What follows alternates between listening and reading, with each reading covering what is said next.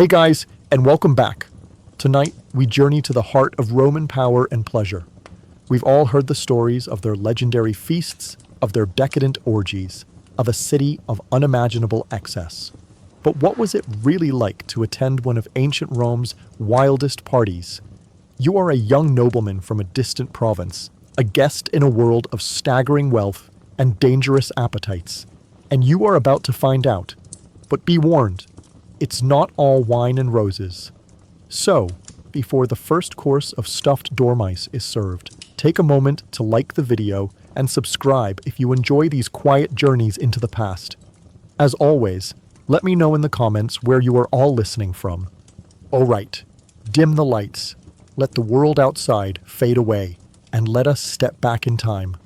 You are a stranger in a strange and overwhelmingly magnificent land.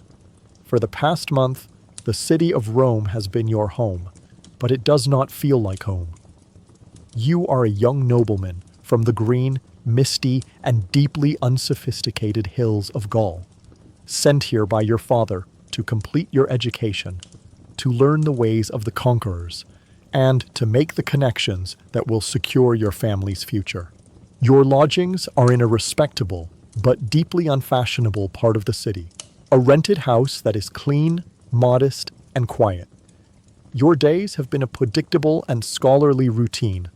Lessons in rhetoric with a Greek tutor in the morning, a visit to the forum in the afternoon to observe the workings of the law, and quiet evenings spent reading the histories of Livy on a papyrus scroll.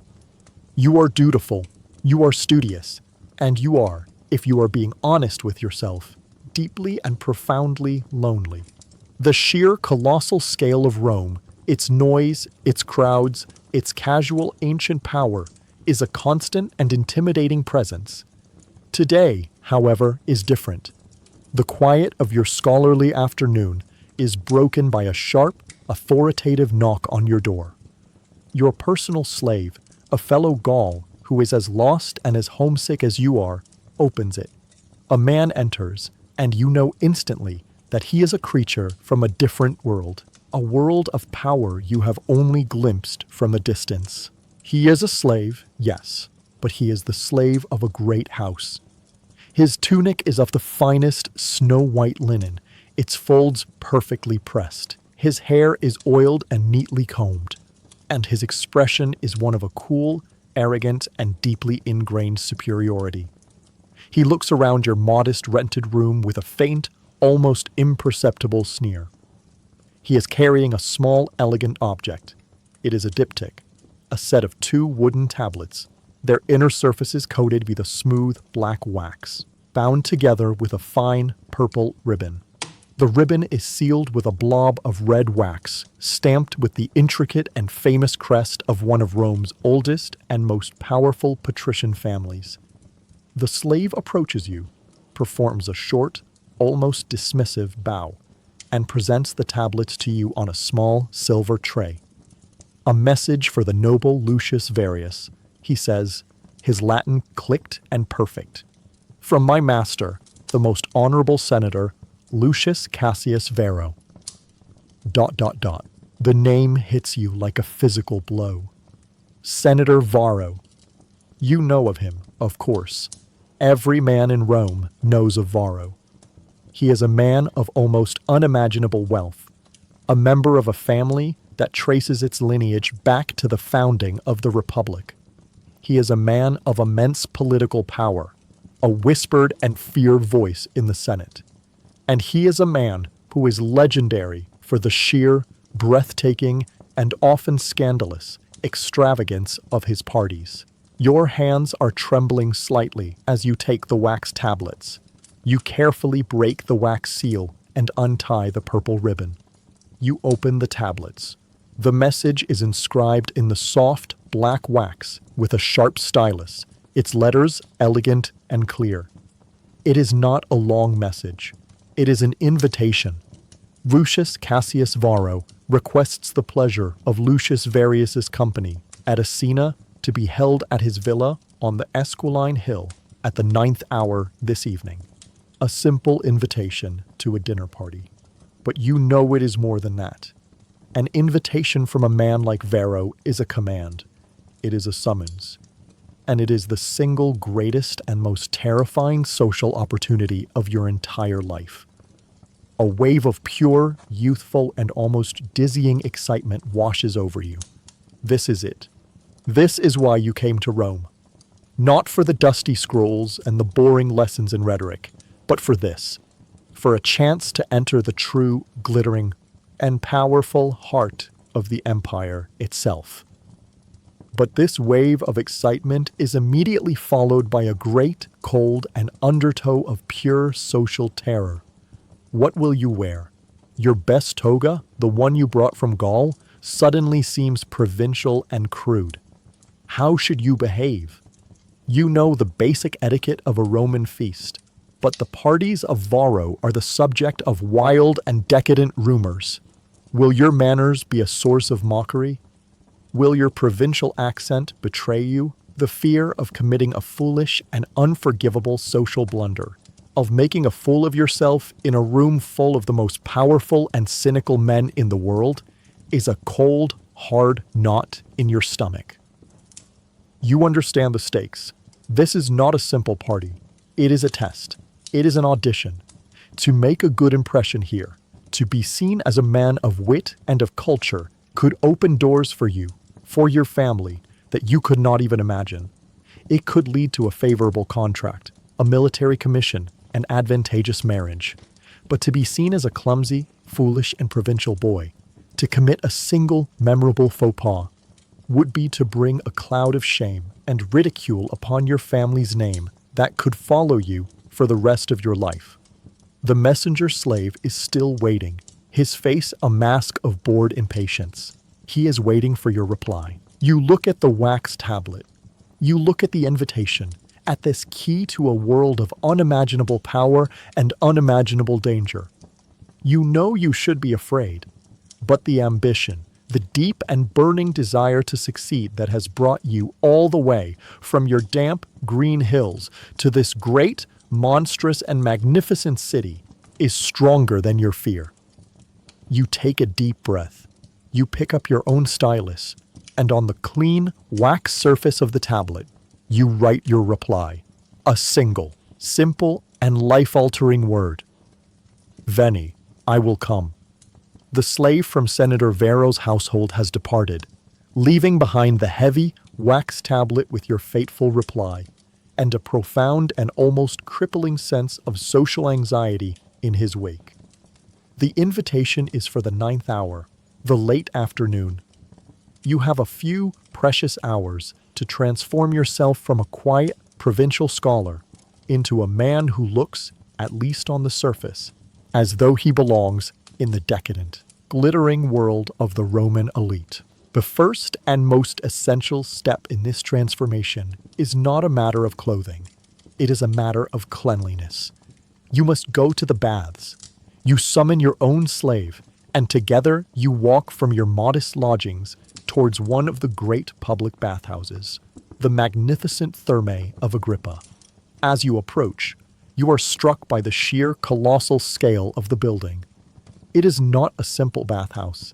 It is a palace of the people, a vast and magnificent structure of marble and granite, with high vaulted ceilings and great soaring arches, a testament to the emperor's generosity and to the almost supernatural skill of Roman engineering. But the moment you step inside, you realize that this is not a place of quiet, spa-like serenity. The first thing that hits you is the noise. It is a vast, echoing, and almost overwhelming wall of sound, 100 times louder than the busiest street market. It is the sound of hundreds of Roman men, their voices amplified and distorted by the high vaulted ceilings and the hard marble surfaces. It is the sound of shouting, of laughing, of singing, of business deals being struck, of arguments, of the constant resounding splash of water. The air is thick, hot, and heavy with 100 different smells. The clean, mineral scent of the water, the sharp, pungent aroma of the perfumed oils that men use, the animal smell of hundreds of sweating, naked bodies, and the ever-present underlying scent of the great charcoal-fueled furnaces that heat this entire vast complex. You make your way to the appetitarium, the changing room. It is a crowded, chaotic, and deeply unprivate space. You undress, your movements clumsy and self-conscious, and you hand your simple tunic and your sandals to your slave, who will guard them. To lose your clothes to one of the city's many bathhouse thieves would be a ruinous and deeply humiliating start to your evening. You are now a naked and deeply vulnerable provincial in a room full of loud, confident, and very naked Roman men. Your first stop is the Palestra, the great open-air exercise yard. Before a proper Roman bathes, he exercises. You see men wrestling, their bodies glistening with oil. You see a group of young, muscular soldiers lifting heavy stone weights. You see a group of older, pot-bellied senators engaged in a surprisingly fast and competitive game with a small, hard ball. You are a scholar, not an athlete, but you know that to skip this stage would be to mark yourself as an outsider. And so, you engage in a few light and deeply awkward exercises, your pale Gallic skin a stark contrast to the sun-bronzed bodies of the Romans around you. Then, you begin the true ritual of the bath itself. You enter the tepidarium, the warm room. The air here is thick with a pleasant, gentle steam. The warmth is a welcome relief after the cool air of the exercise yard. This is a room for acclimatization, for quiet conversation. You see men of immense importance, senators and magistrates lounging on the marble benches, their voices a low, conspiratorial murmur as they discuss the secret political business of the city. You, a nobody, do not dare to meet their gaze. From the warm room, you move into the heart of the furnace, the caldarium. The heat here is a solid, physical blow. It is an intense, dry, and almost suffocating heat that radiates up from the marble floor, a floor that is heated by the great hypocaust system of furnaces that rages in the caverns beneath you. The air is so hot it is difficult to breathe, and it is here that the true, strange, and central ritual of Roman cleaning takes place. There is no soap. Soap is a strange, barbaric, and Gallic invention, a thing that these sophisticated Romans would not dream of using. Instead, you anoint your entire body with a thick layer of simple queen olive oil. Then, your slave, who has followed you, takes up his most important tool. It is the strigil, a curved, J-shaped instrument of polished bronze, and he begins to scrape you. The process is a strange and not entirely pleasant one. He holds the strigil at an angle, and with long, firm, and practiced strokes, he scrapes the oil from your skin. But he is not just scraping away the oil. He is scraping away the sweat of your exercise and a fine, gray, and deeply personal layer of your own dead skin and dirt. You look down and you see it, a thick, gray, and greasy sludge, the gloe, that is being methodically scraped from your body. This, to a Roman, is the very essence of being clean. When the scraping is complete, you are ready for the final and most shocking stage of the bath. You walk from the almost unbearable heat of the caldarium, and you enter the frigidarium, the cold room. In the center of this great, high-ceilinged chamber is a deep, circular pool of unheated, brilliantly clear, and shockingly cold water. You take a deep breath, and you plunge in. The cold is a pure, absolute, and almost heart-stopping shock. It is a violent, gasping, and breathtaking experience, a sensation so intense it seems to burn the very air from your lungs. But as you emerge, your body is tingling with a new and vibrant life. Your skin clean, your mind clear, your senses sharpened. You finally emerge from the bathhouse. You are clean. Your skin is scraped raw from the strigil. Your body is tingling from the violent changes in temperature. and your mind is buzzing from the sheer, overwhelming sensory and social overload of the experience. You are now, in a physical sense, ready for the great party. But the chaotic, deeply public, and often intimidating experience of the baths has only served to deepen the anxiety you feel about the even more high-stakes social performance that is to come. You emerge from the great, steaming, and chaotic world of the Roman baths, feeling both profoundly clean and deeply unsettled. The vigorous scraping with the strigil has left your skin feeling raw and sensitive, and the constant, nakedly public nature of the experience has frayed your provincial nerves. You are physically prepared for the evening's great party, but you now realize, in no way mentally prepared for it. You return to your modest lodgings, the profound and all-consuming anxiety of the coming social ordeal, a cold, hard knot in your stomach. You enter your small chamber. Your slave, a fellow Gaul named Versin, has laid out your finest clothes upon your simple bed. It is time to don your armor for the evening's battle. The first layer is a simple one. It is your tunic. It is the finest one you own, made not of the rough, common wool of your homeland, but of a soft, fine, and almost translucent white linen from Egypt. It has been meticulously cleaned and pressed by your slave, and its simple, clean lines are a comfort. It is a familiar, practical garment. But the garment that lies beside it is a different creature entirely. It is your toga. It is the single most important garment a man can own in this city. It is the symbol of your status, of your connection to the great idea of Rome. To wear it is a privilege, and you are now beginning to learn it is also a profound and deeply uncomfortable burden. It is not a piece of clothing in any way that you understand. It is not tailored. It is not sewn. It is a single, vast, and impossibly cumbersome sheet of the finest, whitest wool.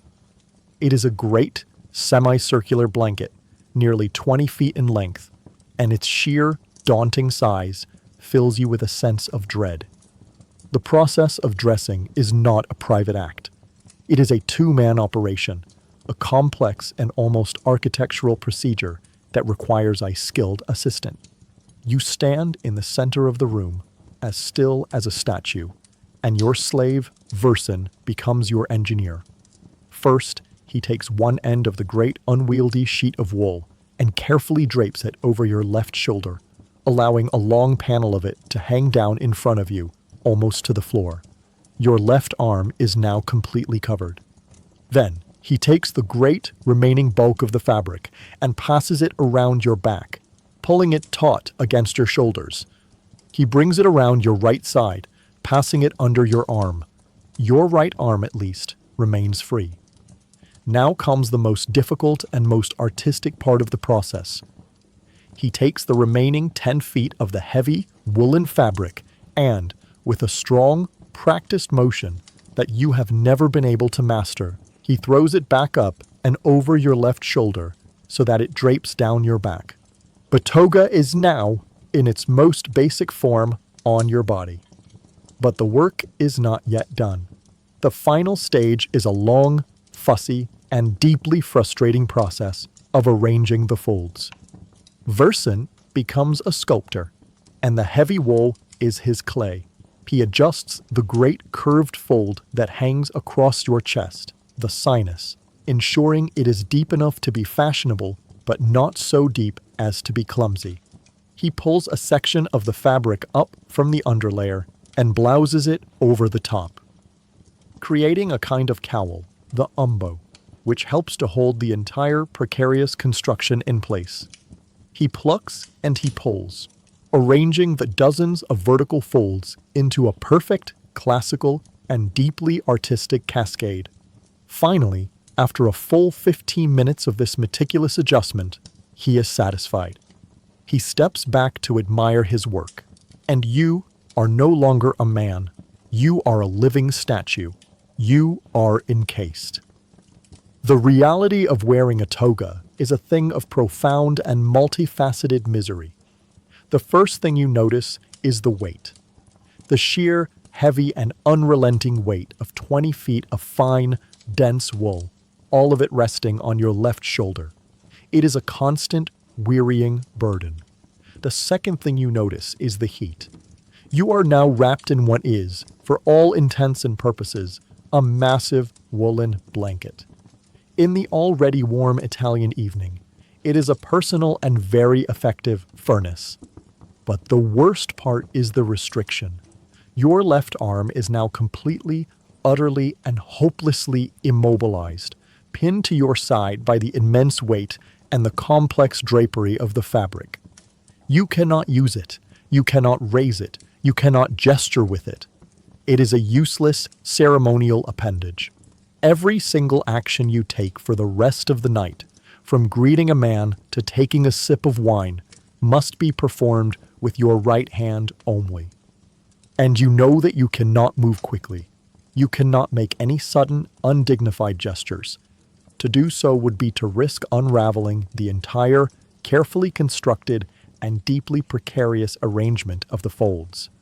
A moment of social humiliation so profound that you do not even want to contemplate it.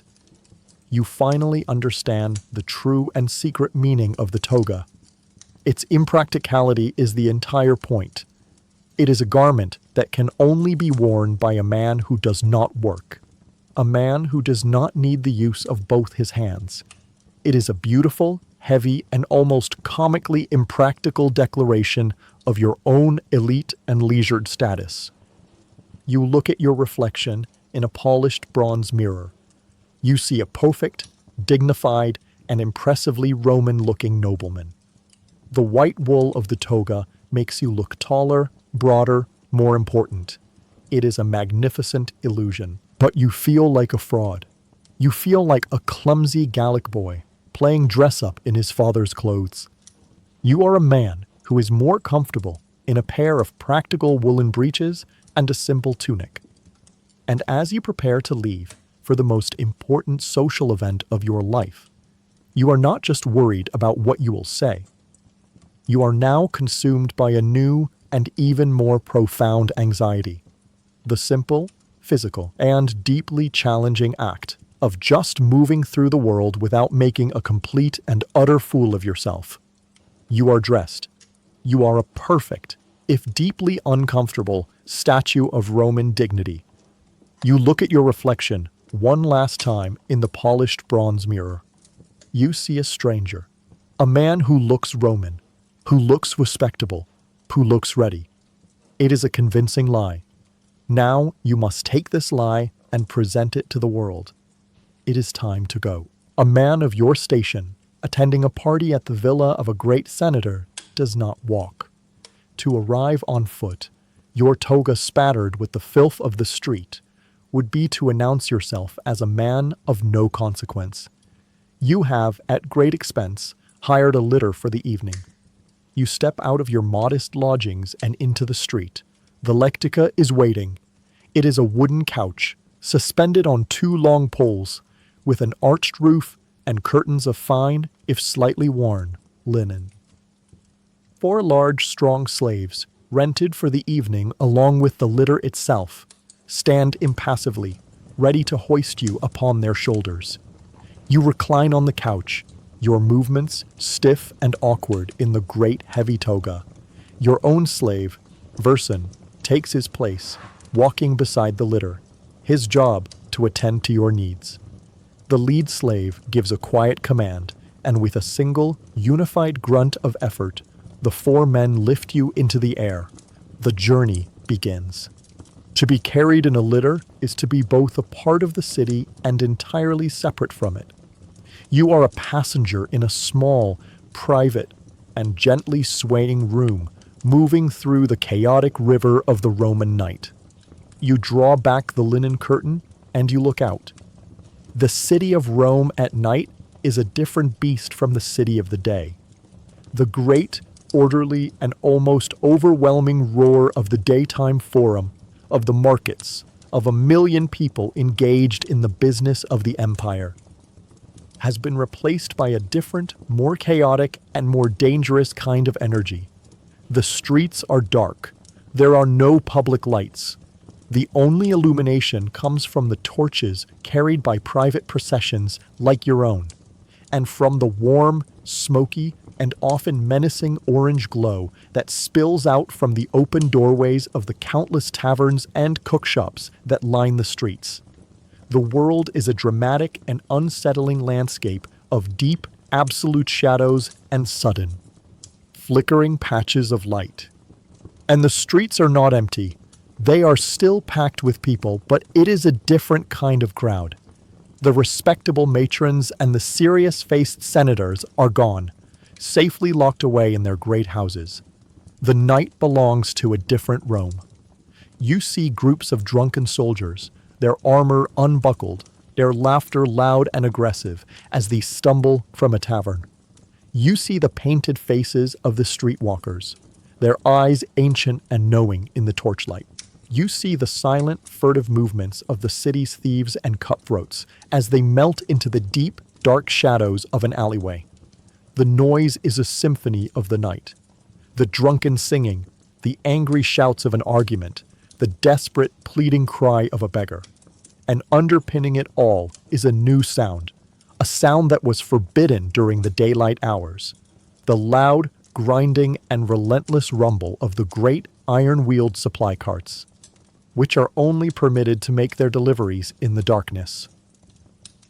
Your small, four-man litter is a fragile, vulnerable island in this chaotic and often dangerous sea. You see other, far grander litters pass you by. A great 8-man litter of polished ebony and inlaid ivory, its curtains of pure purple silk, carried by slaves in a perfect matching livery, surges through the crowd. You catch a glimpse of the man inside, a famous senator, his face a pale, bored mask.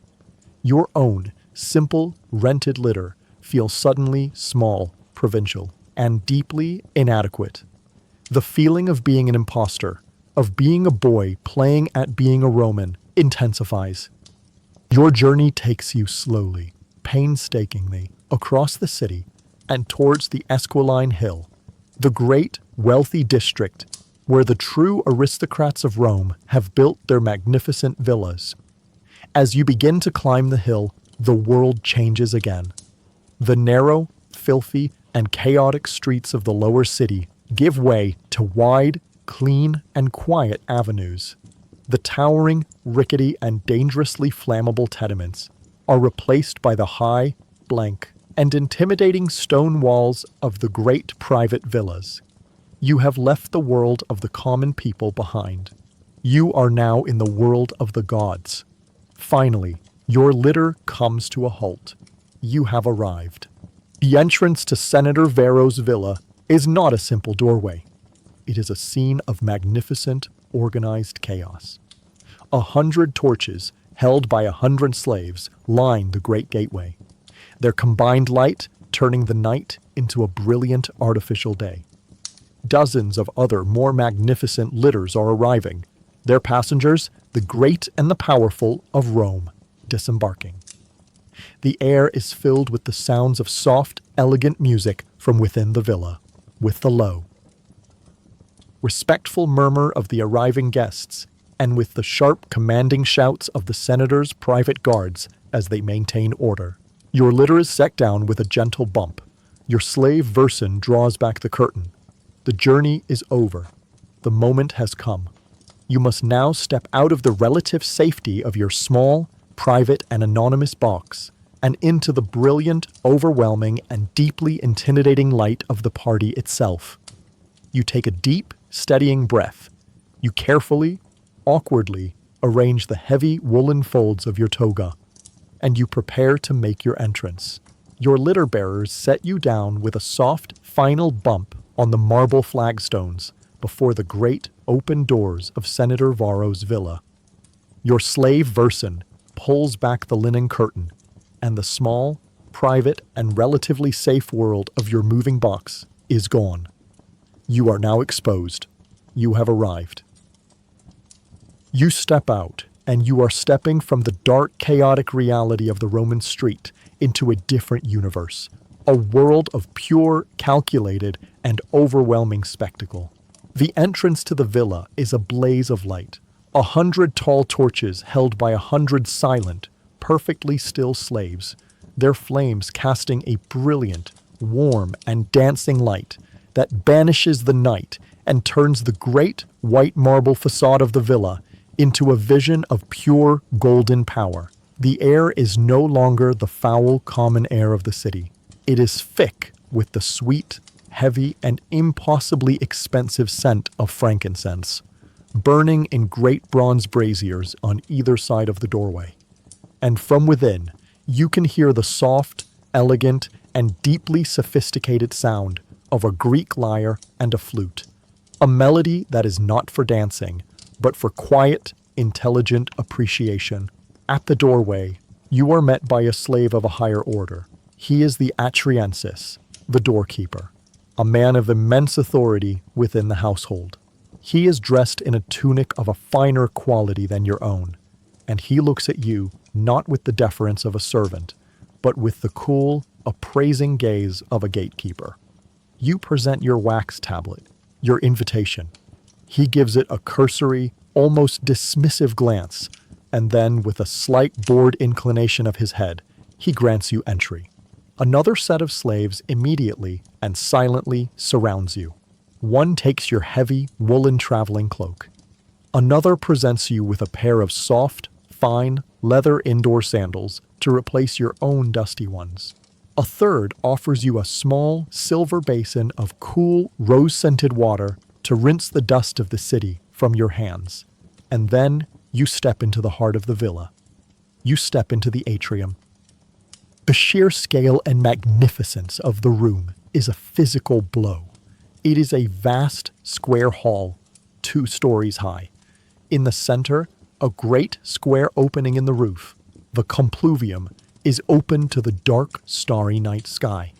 Directly beneath it, a shallow, marble-lined pool, the impluvium, perfectly reflects the stars and the flickering torchlight, creating the magical illusion that you are standing in a space that is both indoors and out, a space that connects the earth to the heavens. The walls are not stone. They are a seamless and breathtaking panorama of color and life. They are covered in magnificent, brilliantly colored frescoes, paintings of a quality you have only ever dreamed of, depicting the great and bloody story of the Trojan War. You see the face of Helen, her beauty serene and destructive. You see the rage of Achilles. You see the burning city of Troy.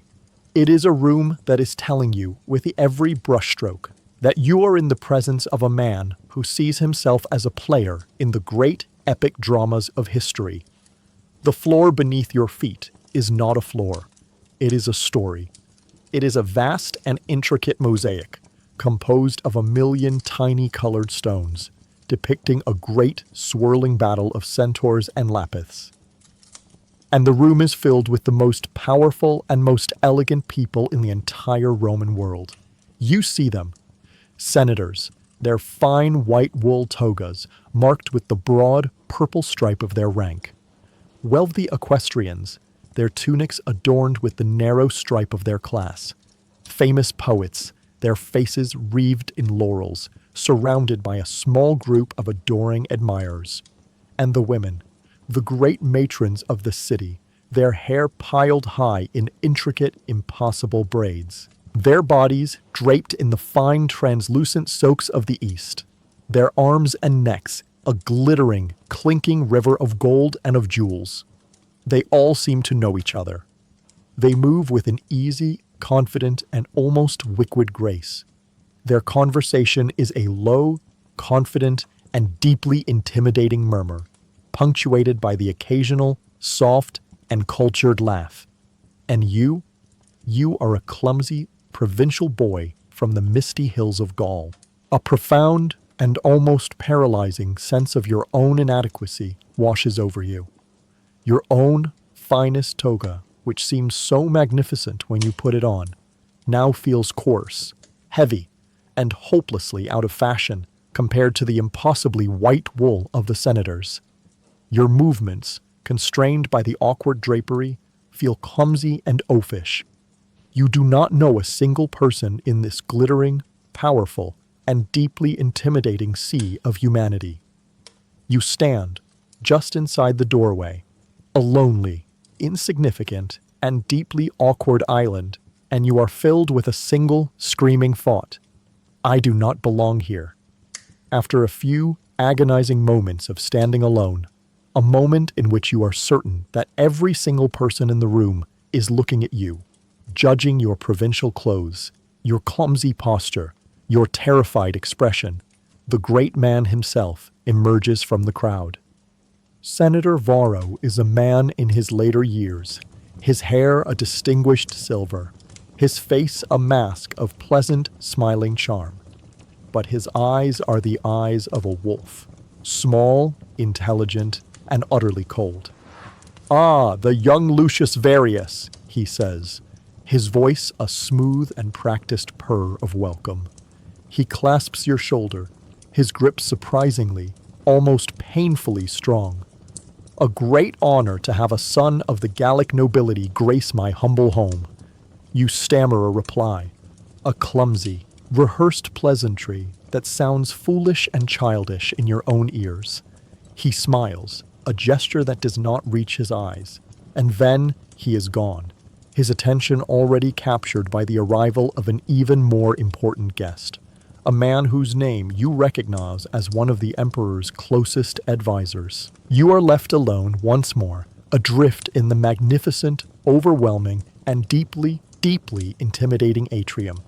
A slave, so silent you did not even see him approach, offers you a silver goblet from a tray. It is filled with mulsum, a sweet, honeyed wine, the traditional drink of welcome. You take it, your hand trembling slightly. The party has only just begun, and you are already completely and utterly overwhelmed. You stand awkwardly at the edge of the magnificent, overwhelming, and deeply intimidating atrium, clutching your silver goblet of sweet, honeyed wine. You are a small provincial island in a great swirling sea of Roman power and confidence. You try to look composed, to project an air of a man who belongs in such a place, but you are certain that your own profound and terrifying social anxiety is as plain to see as the simple, unadorned border on your Gallic toga. After a few long and agonizing minutes of this lonely public ordeal, a slave, the same high-ranking Atriensis who first admitted you, strikes a small silver gong. The sound is a soft, clear, and beautiful note that cuts through the low, confident murmur of the guests' conversations. A respectful silence falls. "The senna is served," the slave announces, his voice a smooth and practiced purr. It is time for the dinner party to truly begin. A slow, orderly, and deeply hierarchical procession begins to move from the great atrium towards an adjoining chamber. You see the most important guests, the senators, the consuls, the emperor's advisor, being personally escorted by Senator Varro himself. You, a young and unimportant nobleman from a distant and half-barbarous province, are left to find your own way, following at the very end of this river of power. You pass through a great, arched doorway and you enter the dining chamber. You enter the triclinium. The room is a masterpiece of decadent and almost overwhelming sensory experience. It is smaller and more intimate than the great public space of the atrium, but it is even more opulently decorated. The light is softer here, coming from a dozen multi-wicked oil lamps of silver and bronze, their perfumed oil filling the air with the warm, spicy scent of cinnamon and of myrrh. The walls are not painted with scenes of heroic warfare, but with something far more intimate and far more risque. They are covered in vibrant, explicit, and breathtakingly beautiful frescoes depicting the loves of the gods: Jupiter in the guise of a swan, seducing Leda. Venus, rising naked from the sea. It is a room dedicated to the pleasures of the flesh. But the central feature of the room, the thing that defines it, is the furniture. There is no great central dining table. Instead, 3 vast, low, and wide couches are arranged in a U-shape. Their carved, ivory-inlaid frames, draped in cushions and fabrics of a deep, royal, and impossibly expensive Tyrian purple. In the center of this U is a single, low, and beautifully carved citrus wood table, upon which the food will be placed. A slave, the nomenclator, whose entire job is to know the name and the precise social standing of every guest, approaches you. He gives you a brief, almost imperceptible, and deeply condescending look, and then he directs you to your assigned place. It is, as you had feared, on the lectus immis, the lowest couch, the one furthest from the host, a seat reserved for the least important guests. It is another small, silent, and public reminder of your own insignificant status in this world of giants. And now you must face the next great and terrible challenge of the Roman party, the art of reclining. In your homeland of Gaul, men sit on chairs to eat, like civilized human beings. But the Romans, in their infinite and often uncomfortable sophistication, they recline. You are expected to lie on your left side, propped up on your left elbow, for the entire duration of the meal, which you know may last for many hours. The process of arranging yourself on the couch is an ordeal in itself. You must somehow maneuver your own body and the 20 feet of heavy, unwieldy wool that is your toga into a position of supposed comfort and elegance. You lie down, your movements clumsy and oafish. The heavy folds of your toga are a rebellious, uncooperative mess. Your left arm, which must now support the entire weight of your upper body, begins to ache almost immediately. You look at the other, more experienced Roman guests. They are draped on their own couches with a liquid, boneless grace, their togas falling in a perfect, artistic cascade of folds. They chat, they laugh, they drink, all with an air of perfect, relaxed, and deeply infuriating ease. You are a stiff, awkward, and uncomfortable peasant, trying to imitate the effortless grace of the gods. You are now trapped. You are in the lowest seat in the room, in a physical posture that is both deeply uncomfortable and almost impossible to escape from with any dignity. You are physically and socially pinned down. Slaves now move silently through the room. One places a fresh, embroidered cushion behind your back. Another, with a silver ewer, pours a small amount of cool, scented water over your hands into a basin. And then the first of the many courses of the meal, the gustatio, the appetizers, begins to arrive. You have survived the entrance. You have survived the seating. Now you must survive the food itself. You look at the first platter being presented to the guest of honor, and you see a strange, unsettling, and previously unimaginable collection of shapes and of colors. You know, from the wild and whispered rumors about Senator Vero's parties, that this meal will be a new and even stranger test of your courage and of your composure. You shift your aching weight on your elbow, arrange your face into what you hope is a mask of sophisticated appreciation, and you wait. You are arranged, as gracefully as you can manage, on your designated couch in the lowest and least important position in the room. The air is thick with the scent of perfumed oil and expensive incense, and the low, confident murmur of the other guests' conversations is a language you do not yet understand. You are physically uncomfortable, your left arm already aching from the strain of propping up your own body, and you are psychologically terrified. The great, wild party of Senator Vero is about to begin, and you are certain you are not ready for it. A slave, his movements silent and fluid, approaches your couch and pours a dark, red, and fragrant wine into your silver goblet. It is Falernian wine, the finest and most expensive vintage in all of Italy, and it is mixed with a little honey to create a sweet, welcoming drink called mulsum. You take a sip. It is delicious, and its potent warmth does a small, welcome, but ultimately inadequate job of soothing the frantic, anxious knot in your stomach. And then the food begins to arrive.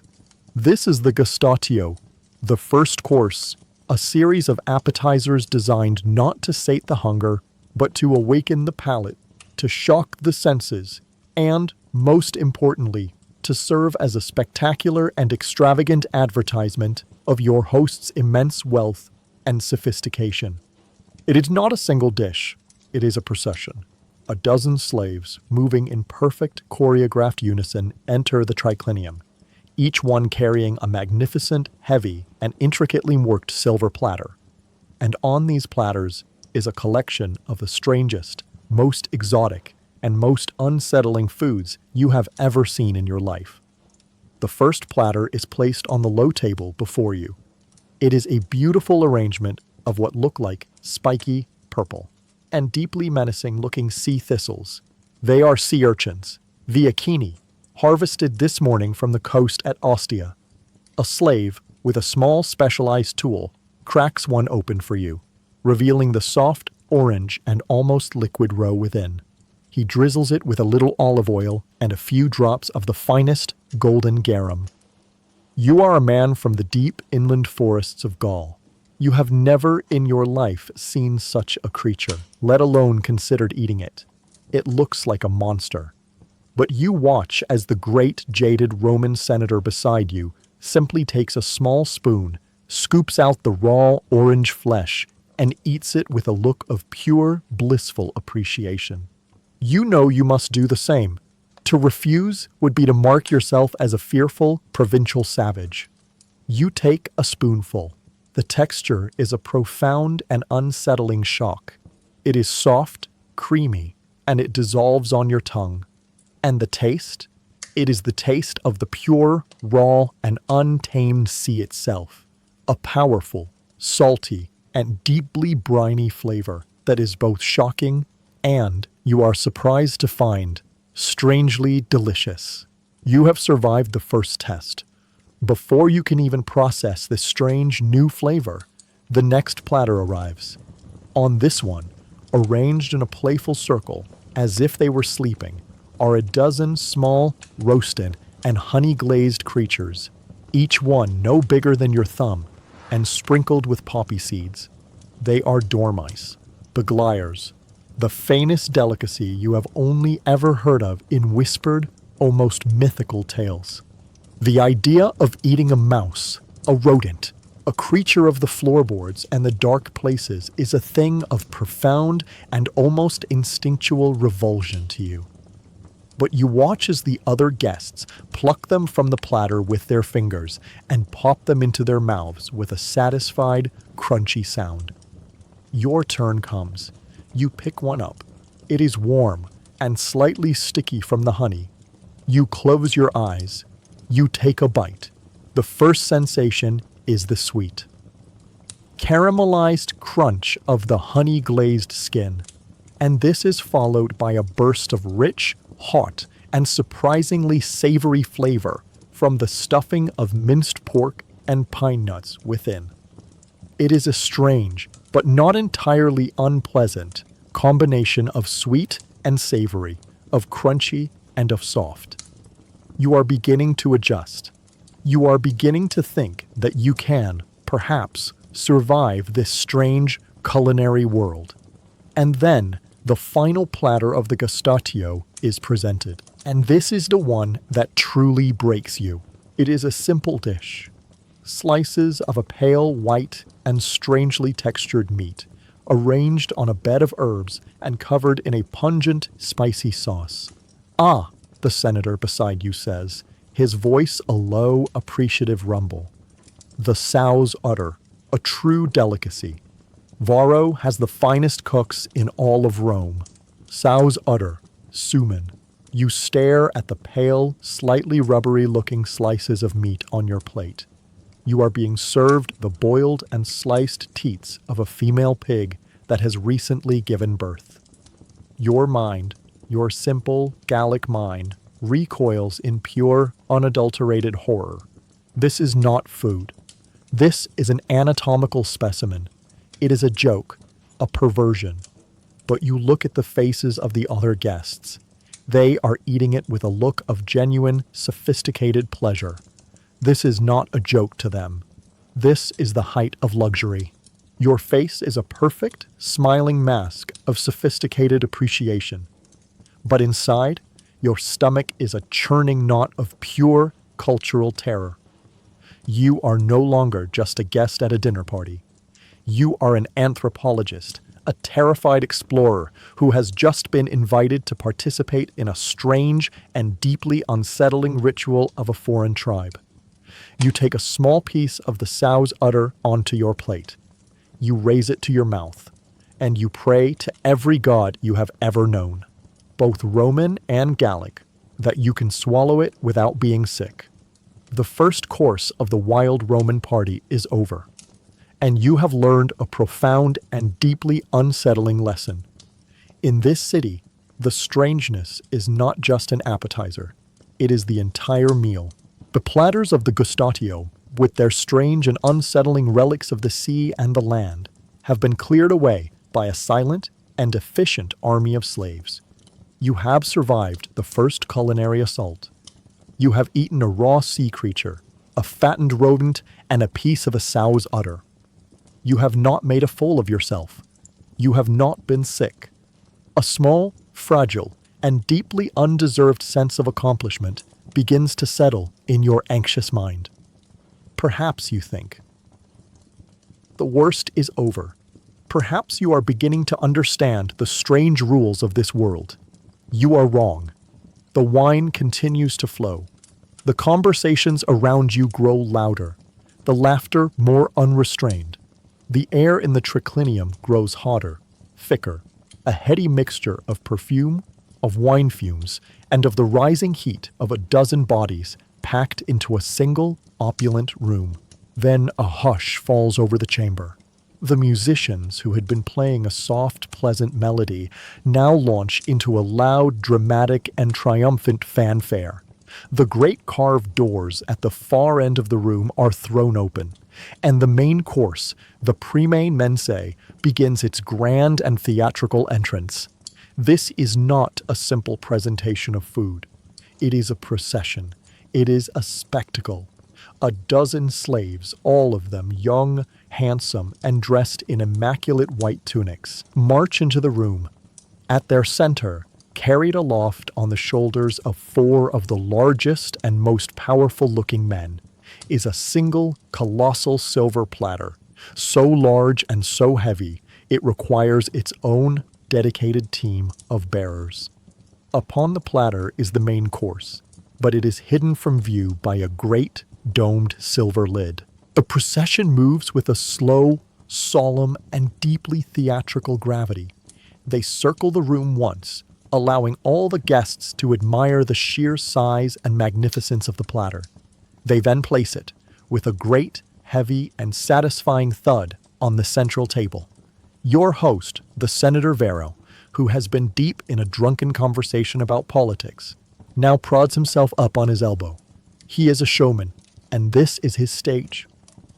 "My friends," he says, his voice a loud slurring, and deeply self-satisfied boom. "For our humble meal tonight, my hunters have managed to capture for us the great Caledonian boar, the very beast that was the doom of a dozen of the ancient heroes." A wave of appreciative, drunken laughter ripples through the reclining guests. At Varro's signal, a slave lifts the great silver lid, and you are met with a sight of pure, magnificent, and almost brutal abundance. On the platter is a whole roasted wild boar. It is a monster of an animal. Its great curving tusks have been gilded with gold leaf, and its skin has been roasted to a perfect, glistening, and impossibly crisp sheet of crackling. It is surrounded by a miniature forest of fruits and garlands, dates from Jericho, figs from Syria, all artfully arranged. But the spectacle is not yet over. The head cook, the Archimedes, a man whose genius you are now beginning to appreciate and to fear, is led into the room to an appreciative round of applause. He is not carrying a simple carving knife. He is carrying a long, shining, and almost sword-like blade. He bows to Varro, then to the guests. He approaches the great roasted boar, but instead of beginning the careful, methodical work of carving it, he raises the great knife high above his head. He smiles, a brief, theatrical, and almost wicked smile. And then, with a single, powerful, and dramatic plunge, he stabs the boar directly in its great roasted belly. And the boar explodes, not with a splash of gravy, but with a sudden, shocking, and utterly bewildering eruption of life. A great, flapping and chattering cloud of 24 live birds, small, brown thrushes, bursts forth from the belly of the dead, cooked pig. They are in a state of pure, frantic panic. They fly up into the rafters of the triclinium, a chaotic, chirping and flapping whirlwind of wings and of feathers. The guests roar with pure, unadulterated and childish delight. They are clapping. They are laughing. They are pointing. It is a magic trick, a culinary illusion. You are simply stunned into a state of profound, open-mouthed, and almost philosophical bewilderment. In your simple Gallic world, food is food. A pig is a pig. A bird is a bird. The idea of turning a meal into this kind of strange, surreal, and almost blasphemous piece of theater, of placing the living inside the dead, is a concept so alien, so decadent, and so fundamentally strange that your mind struggles to even process it. But the cook's performance is not yet finished. He reaches into the now open belly of the boar, and he reveals the second surprise. The cavity of the beast, where the live birds had been hidden, is also stuffed with dozens and dozens of small, perfectly cooked and fragrant pork sausages. The boar was a Trojan horse of meat, a culinary joke of the highest and most extravagant order.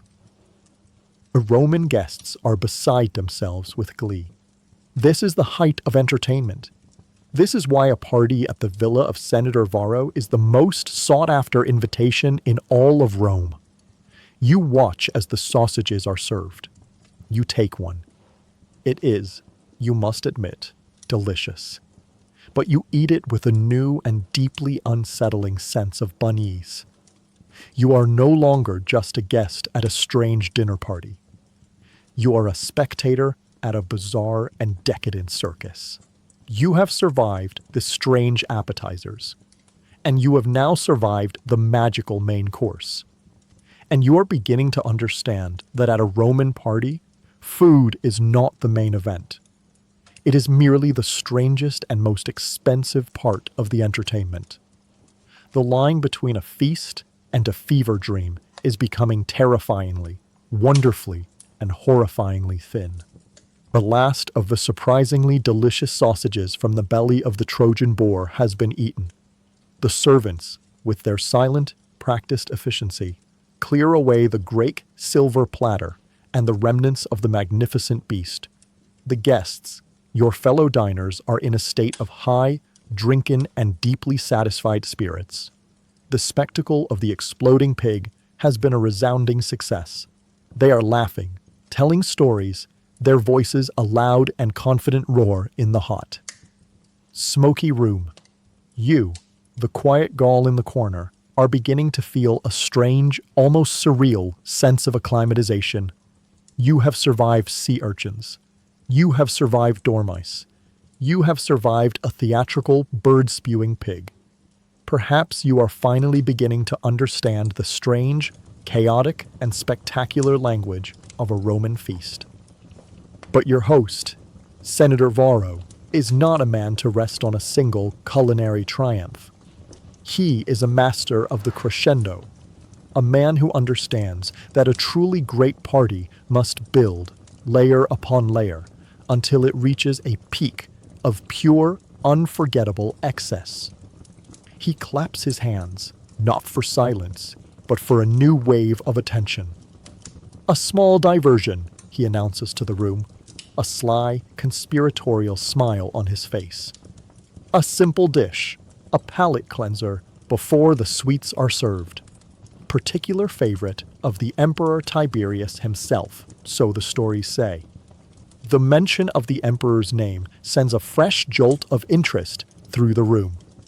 A new procession of slaves enters, but this one is different.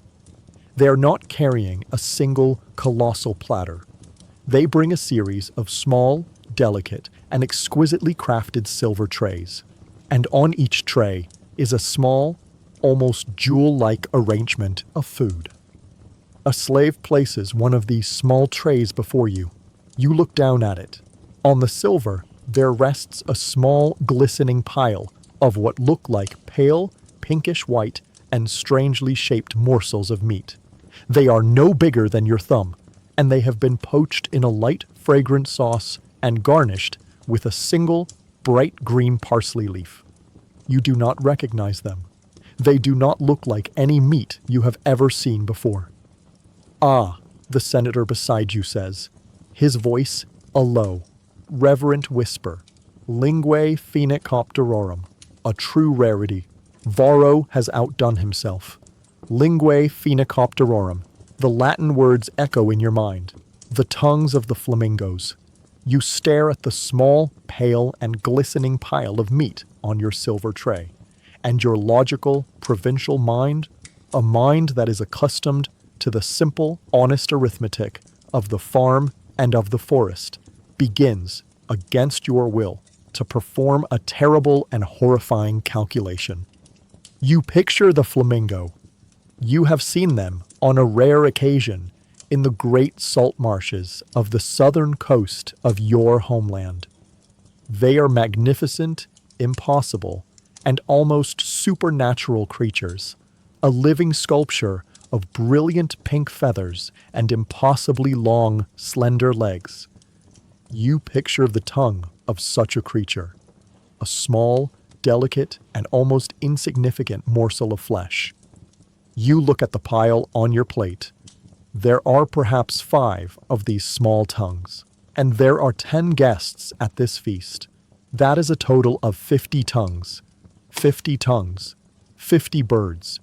50 of those magnificent, beautiful, and exotic creatures who live and breed in the distant, sun-scorched swamps of the Nile Delta in Egypt, were hunted, were killed, were packed and shipped 1,000 miles across the Great Sea, all for this, for a single, small, and fleeting platter of appetizers. And in that moment, you finally, and with a profound and soul-chilling clarity, understand the true and secret nature of Roman haute cuisine. You have been foolish. You have been naive. You had thought that their strange delicacies were about a search for new and exotic flavors. You are wrong. The luxury of this dish is not in its taste. The luxury is in its waste. The sheer, breathtaking, and almost poetically extravagant wastefulness of it is the entire point. It is a dish that is a testament not to the skill of the cook, but to the infinite cosmic power of the host. It is a declaration. It is a statement that says, "I am a man of such immense and unimaginable wealth that I can afford to destroy 100 beautiful and rare creatures for a single, fleeting mouthful of food for my guests. I am a man who can bend the entire world, its trade routes, its hunters, its very ecosystems, to my most casual and most decadent whim. You must, of course, eat it. To refuse would be a profound and deeply felt insult. You take a single, small, pale tongue with your fingers. It is soft and slightly fatty to the touch. You place it in your mouth. The taste is an almost complete and utter anticlimax. It is delicate. It is slightly fatty. It is not particularly gamey, not particularly fishy. It is a subtle and largely unremarkable taste. The flavor is entirely and completely secondary to the magnificent, terrible, and deeply disturbing idea of the dish itself. You look around at the smiling, appreciative faces of the other Roman guests as they eat their own portions. They are not monsters. They are civilized men. They are connoisseurs of poetry, of art, of philosophy, and they are all willing and enthusiastic participants in a system that sees the casual, almost ritualistic destruction of immense beauty for a fleeting, momentary pleasure as the very pinnacle of sophistication. You feel a profound and unbridgeable gulf open up between your world and theirs. You have been given a true and intimate glimpse into the beautiful, brilliant, and deeply, deeply rotten heart of Rome. The platter of tongues is soon empty. The delicacy has been consumed. And you are left with a strange, fatty taste in your mouth, and a new, cold, and deeply unsettling sickness in your soul. The small, silver platters, now empty of their strange and decadent contents, are cleared away by the silent, efficient slaves. The brief, shocking, and deeply unsettling course of the flamingo tongues is over. A new wave of food is now being presented. Sweeter things, pastries, fruits and nuts. But you notice that the focus of the evening is beginning to shift. The frantic, almost desperate quest for new and ever stranger flavors is subsiding, and a new, more potent and more dangerous god is beginning to take its place at the center of the feast. It is the god of wine. In your homeland of Gaul, wine is a simple, honest pleasure, a thing to be enjoyed with a meal. But here in Rome, you are beginning to understand that wine is something else entirely. It is a ritual. It is a social lubricant. It is a political tool. And it is the fuel for the long, slow, and inevitable descent from a civilized dinner party into a wild and chaotic revel. The slaves who had been serving a dozen different types of food now seem to focus their attention on the wine. They move through the room, their movements a constant, liquid ballet, with great, heavy clay amphorae on their shoulders.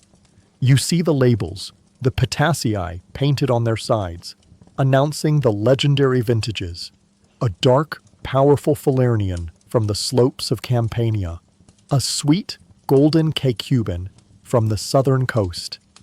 But the most surprising ritual is what they do with it.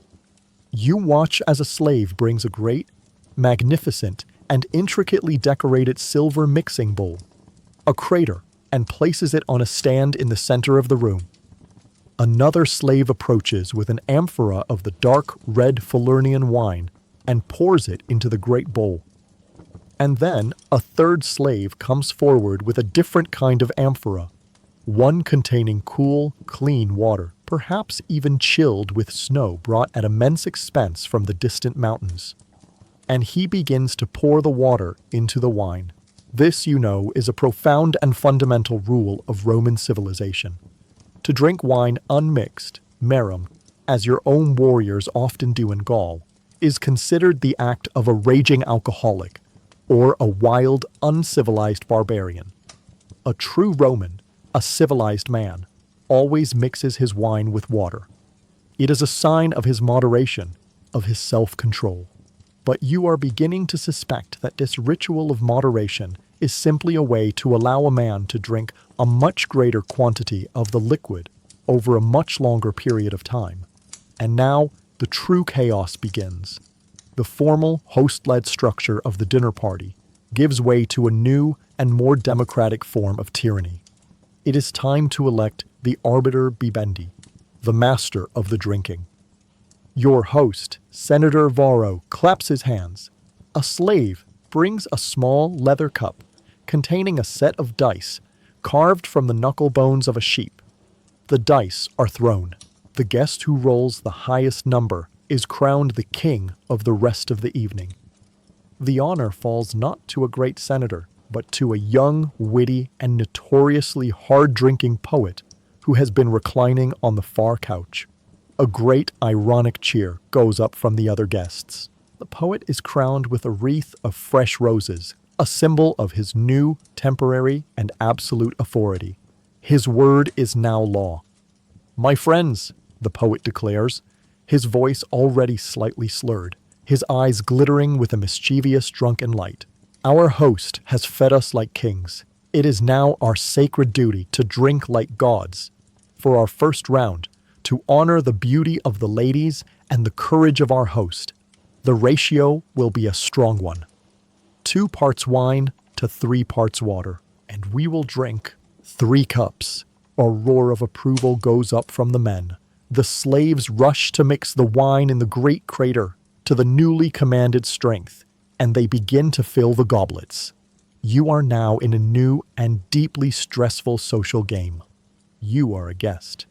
To refuse to drink the commanded number of cups at the commanded strength would be a profound social insult to the arbiter, to your host, and to the entire party.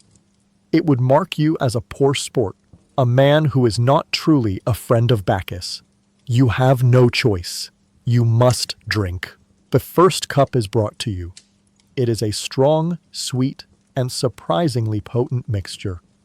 You drink it, and then the second, and then the third. The warm, pleasant buzz you had felt from the earlier wine begins to transform into something else. A heavier, more chaotic, and more disorienting state of true intoxication. The faces of the other guests, seen in the flickering lamplight, begin to soften and to blur at the edges. Their loud, confident laughter seems to echo in your own mind. You are a man of business, a man who values his clear head and his sharp, calculating mind.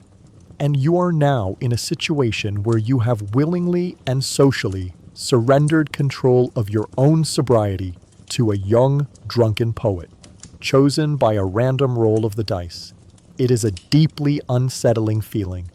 The poet, now fully in his element, commands another round of toasts. "A toast to the great god Jupiter," he shouts. 5 cups. 1 for every letter of his holy name.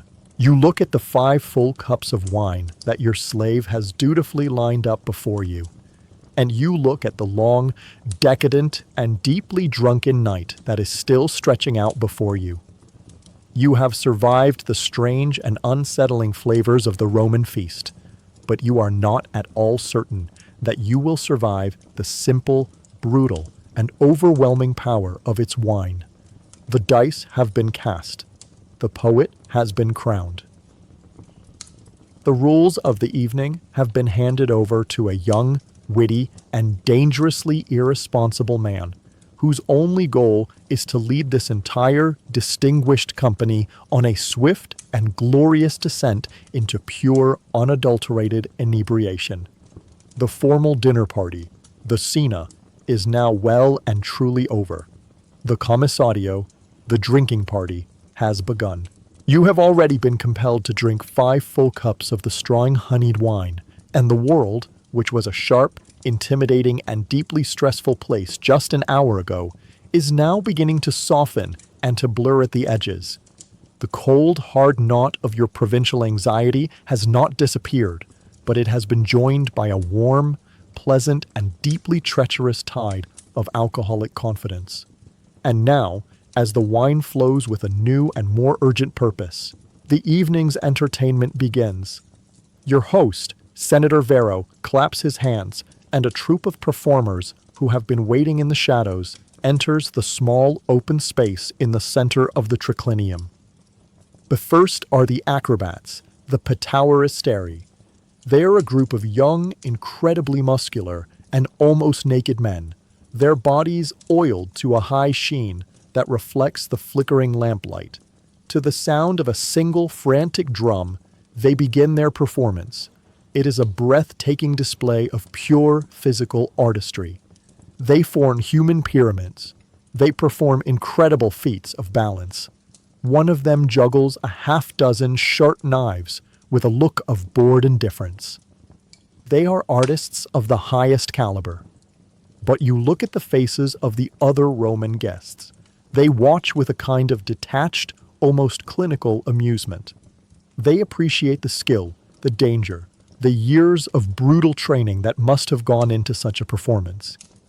But they are watching then in the same way they might watch a particularly clever dog perform a trick. These are slaves. They are beautiful, talented, and utterly disposable objects of entertainment. When the acrobats are finished, they are replaced by a new kind of performer. A group of 3 young women, dancers, from the far-off province of Gades in Hispania. They are dressed in fine, almost transparent silk garments, and in their hands they hold small wooden castanets. The music changes, becoming a faster, more sensual, and more overtly rhythmic tune, and they begin to dance. In your homeland of Gaul, a dance is a simple, communal, and joyful affair. This is something else entirely. This is a performance of pure, professional, and deeply sophisticated eroticism. Their movements are a fluid, serpentine, and incredibly suggestive language of the body.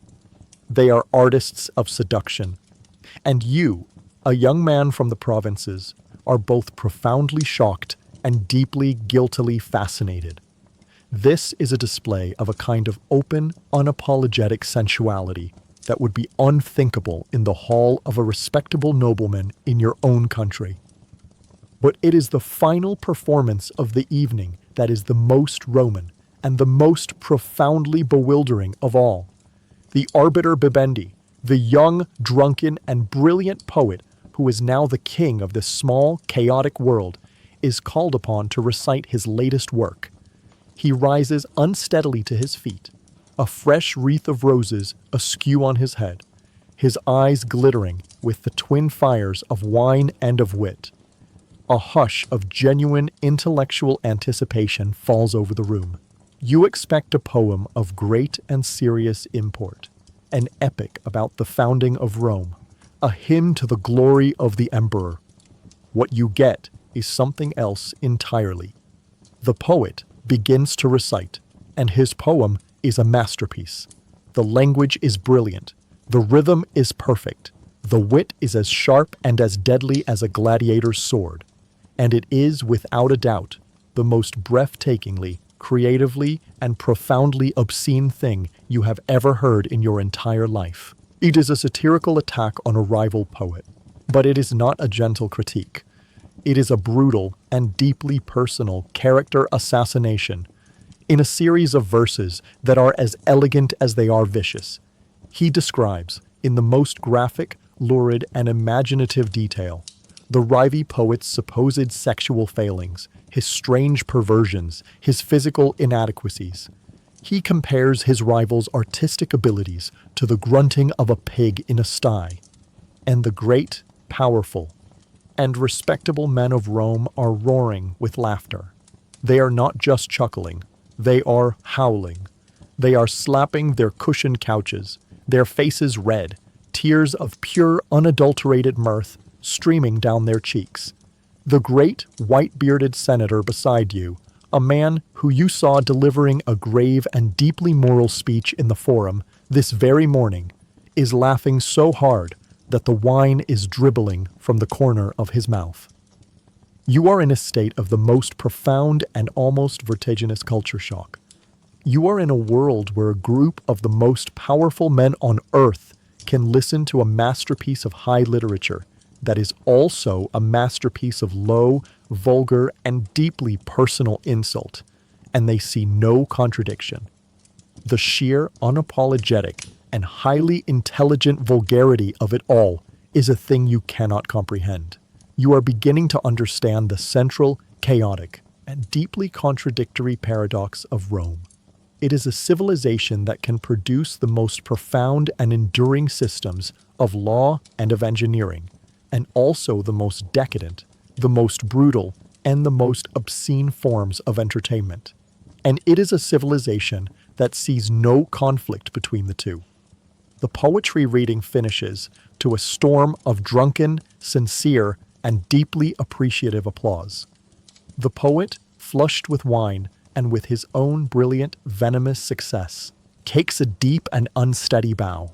You are left, reclining on your couch, your head spinning from the wine, from the heat, from the smoke, and from the sheer, overwhelming cultural whiplash of it all. You have seen acrobats risk their lives. You have seen dancers perform a ritual of pure seduction. And you have heard one of the city's greatest literary minds use his genius to tell the most sophisticated and most disgusting dirty jokes you have ever heard in your life. The formal party is over. The true, wild, and deeply strange heart of the Roman night is just beginning. The poet's final, venomous, and brilliantly witty verse has been delivered. The great dining hall, the triclinium, has been filled with the sound of a dozen of Rome's most powerful men roaring with a deep, unrestrained, and deeply drunken laughter. The formal entertainments are now over.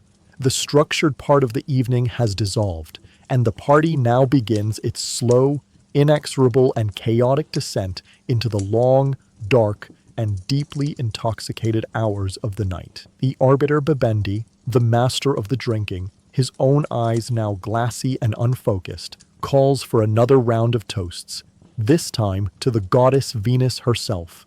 A toast that requires 7 full cups of wine, one for each letter of her divine name. The slaves, their movements now a little less steady, rush to refill the goblets with the strong, sweet, and dangerously easy-to-drink Valerian wine. You are no longer a stranger in this world. You are a participant. You have drunk the wine. You have laughed at the obscene jokes. Your provincial anxieties, which were a cold, hard knot in your stomach just a few hours ago, have been dissolved in a warm, pleasant, and deeply treacherous sea of alcohol. The room is a soft, glowing, and beautiful place. The faces of the powerful senators around you are no longer intimidating. They are the faces of your new and best friends. You are engaged in a deep and, you feel, incredibly profound conversation with the old white-bearded senator who is reclining on the couch next to you. He is a man of immense learning and a prodigious appetite. He is telling you a long and complicated story about the Stoic philosophers, all the while single-handedly consuming an entire platter of honey-glazed figs. And then he stops. He stops in the middle of a sentence. A strange, thoughtful, and almost serene expression comes over his face. He places a hand gently on his large, protruding stomach. "Excuse me for a moment, my boy," he says to you, his voice a calm, practical, and utterly untroubled murmur. "The vessel is full. The time has come for it to be emptied, to make room for more." You, in your drunken and naive state, assume he is simply referring to a visit to the latrine. But he does not get up and walk towards the back of the villa. Instead, with the help of 2 of his personal slaves, who seem to have been waiting for this very signal, he heaves his great, toga-clad body up from the couch. And he walks, with a slow, steady, and entirely purposeful gait, not out of the room, but into the small, darkened antechamber that lies just beyond the doorway. You watch him go, a mild and drunken curiosity your only emotion. And then, from the antechamber, you hear a sound. It is a sound that is so shocking, so unexpected, and so profoundly, viscerally disgusting that it cuts through the warm, pleasant fog of your own intoxication like a shard of ice. It is the sound of a man deliberately, forcefully, and almost professionally vomiting. It is not the pained, involuntary retching of a man who is sick. It is a series of great, deep, and horrifically wet guttural heaves, a sound of a body being emptied with a practiced and almost casual efficiency. You stare at the dark doorway to the antechamber, your own stomach churning with a sudden sympathetic nausea. Your mind, your simple, Gallic mind, struggles to process what is happening. Vomiting, in your world, is a thing of sickness, of shame, of a loss of control. It is a miserable and private event. Here, it seems, it is a part of the evening's entertainment. And you are suddenly aware of the central, terrible truth of the Roman feast. This is the great and infamous secret of their legendary appetites. This is how they can feast for 8, 9, 10 hours at a time. This is their art. You have heard the whispers, the stories of the vomitorium. Your modern mind misunderstands the word. You picture a special room, a chamber dedicated to this single, grotesque purpose. But you know that is a myth. The vomitorium was merely the great, vaulted passageway in the Colosseum, a name derived from its ability to spew forth the great crowds.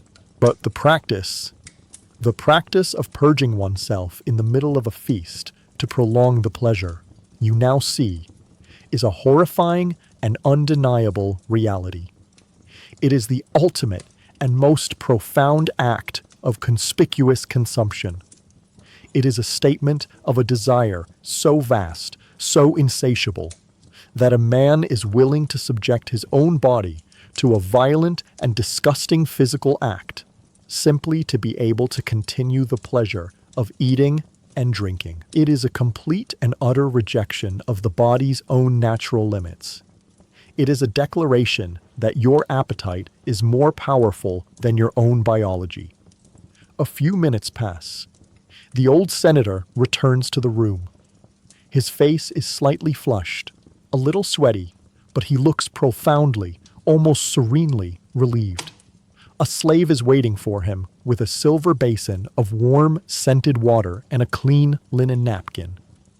The senator rinses his mouth, wipes his beard, and then he reclines back on the couch beside you with a deep and contented sigh. "Ah," he says, his voice full of a renewed and cheerful energy. "That is much better. The vessel is empty. Now where were we? Ah yes, the price of Egyptian grain." He turns, and with the enthusiasm of a man who has not eaten all day, he plucks a honey-glazed fig from a new platter that a slave has just presented. You stare at him. You stare at this great, powerful, and civilized man, this man of laws and of letters, who has just treated his own body with the detached, mechanical indifference of an engineer clearing a blocked pipe. You have just witnessed the true, logical, and almost insane endpoint of Roman decadence. The party, for you, has now crossed a profound and invisible line. It has moved from the merely strange and bizarre to the truly and deeply grotesque. And as you look around the room at the other laughing, drinking, and feasting men, you wonder how many of them have already made, or are about to make, the same short, practical, and horrifying journey to the antechamber. The old senator has returned to his couch, refreshed, and has already begun to call for more food.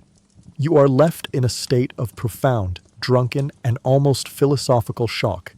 You have just witnessed a man, a great and powerful pillar of the Roman state, treat his own body like a faulty piece of plumbing, all for the sake of a few more mouthfuls of honey-glazed fig. The strange, surreal, and deeply grotesque nature of this party is now becoming clear to you, and it is, you realize with a sinking heart, very far from over. The last of the sweet courses are cleared away. The great platters of fruit, the intricate pastries, the platters of cheese, all of it is removed by the silent, efficient slaves. The cena, the dinner portion of the evening, is officially concluded. But no one is making any move to leave. The party is not ending. It is simply transforming. It is entering its final, most important, and most dangerous phase. It is now a commissadio. It is a drinking party. The atmosphere in the room shifts. The energy, which was focused on the decadent and spectacular consumption of food, now becomes more focused, more intense, and more purely dedicated to the consumption of wine. The slaves clear the last of the food scraps from the low central table, but they bring out new, larger, and deeper silver goblets for the guests. And then comes the first ritual of this new phase of the evening. A procession of young, beautiful slave girls enters the triclinium. They are not carrying platters of food. They are carrying trays laden with fragrant, freshly made garlands of flowers. They move among the reclining guests, and with graceful, practiced movements, they place a wreath of flowers on the head of each man. You feel the cool, soft, and impossibly fragrant touch of the garland as it is settled onto your own head. It is woven from dark red roses and deep purple violets, their perfume a beautiful, almost overwhelming cloud around your face. You know the purpose of this ritual. It is believed that the cool, sweet scent of the flowers will help to ward off the worst of the wine's hot, intoxicating fumes. That it will prevent the pounding headache that is the inevitable price of a night like this. It is a beautiful, poetic, and you suspect, entirely useless piece of preventative medicine. Now that the guests are crowned, the arbiter Bibendi, the young, witty, and now deeply intoxicated poet, rises unsteadily to his feet. He is the absolute and unquestioned king of this part of the night. His authority is total. "My friends," he slurs, his voice a loud and joyful roar. "We have fed our bodies. Now we must attend to our souls. The laws of the Senate do not apply in this room. We are now in the kingdom of Bacchus, and in his kingdom there is only one law. You must drink." A great answering roar of approval goes up from the other guests. The arbiter commands a new, even stronger mixture of wine and water to be prepared in the great silver crater. And then the games begin. It starts simply, a new round of toasts. He commands a toast to the host, the magnificent Senator Varro. "To our host," he shouts, "a man whose generosity is as vast as the sea. We will drink a cup for every letter of his name. 6 cups.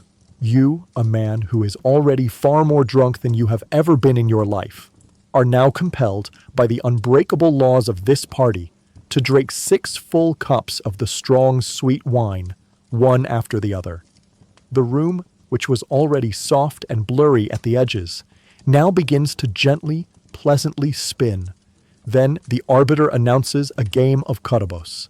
A tall, slender, bronze stand is placed in the center of the room.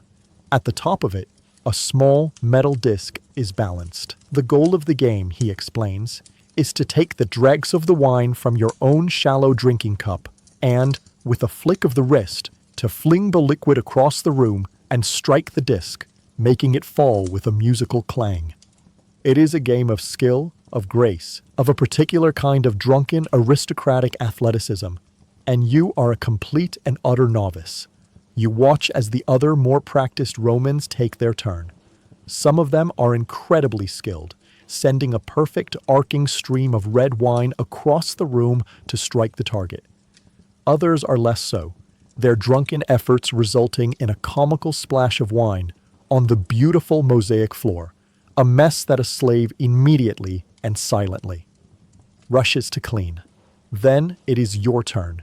You are a guest. You cannot refuse. You recline on your couch. You take your shallow cup, and you try to imitate the graceful, flicking motion you have just witnessed. Your attempt is a disaster. The wine flies from your cup not in a neat arc, but in a great, clumsy, and uncontrolled splash, completely missing the target, and instead drenching the white senatorial toga of the old, dignified man on the couch opposite you. A moment of profound and deeply terrified silence falls. You have just committed a terrible, clumsy, and deeply humiliating social crime. But then, the old senator, the same one who had so calmly emptied his own stomach an hour ago, looks at the great red stain on his beautiful white toga. And he begins to laugh. It is a deep, booming, and genuinely amused laugh. The rest of the room joins in. Your great, clumsy and provincial failure is not a source of shame. It is a source of entertainment. You are no longer the quiet, anxious, and sober observer from Gaul.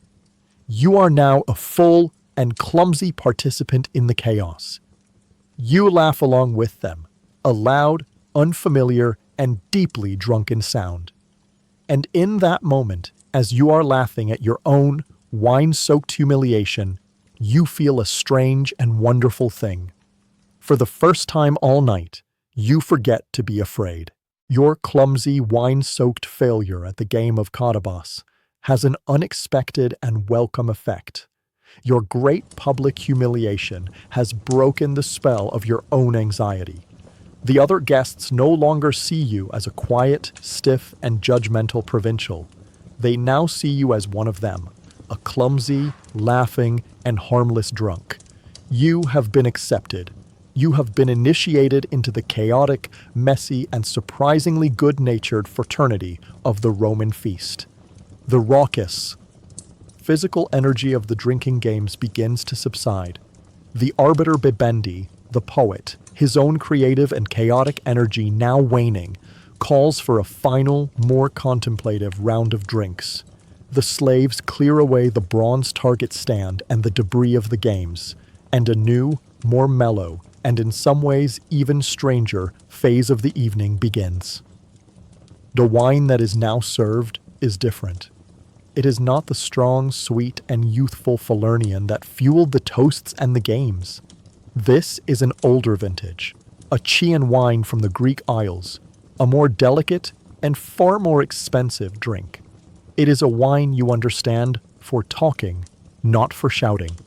The mood in the triclinium shifts, from the boisterous chaos of a barracks to the more subdued, if no less drunken, atmosphere of a scholar's study. The old white-bearded senator, the man who had so calmly and so professionally purged himself just a few hours ago, turns to you. His eyes, which were bright with the pleasure of the feast, are now heavy-lidded and filled with a kind of profound, drunken, and deeply philosophical seriousness. "You are from Gaul, the boy Varius, are you not?" he says, his voice a low, slurring, but surprisingly coherent rumble. You nod, your own head a thick and pleasant fog. "A hard land," he continues, staring into the dark red depths of his wine goblet. "A land of warriors, of forests, of simple, honest fears. The fear of the wolf, the fear of the winter, the fear of the gods. But here in Rome, here we have conquered those fears, and we have found new ones, more complex ones. The fear of a bad investment, the fear of a political rival, the fear of the emperor's displeasure." He takes a long, slow sip of his wine. He is no longer just a glutton. He is a philosopher, and he is about to lecture you. "Do you know the teachings of the great Epicurus, boy?" he asks. You have, of course, heard of him from your Greek tutor.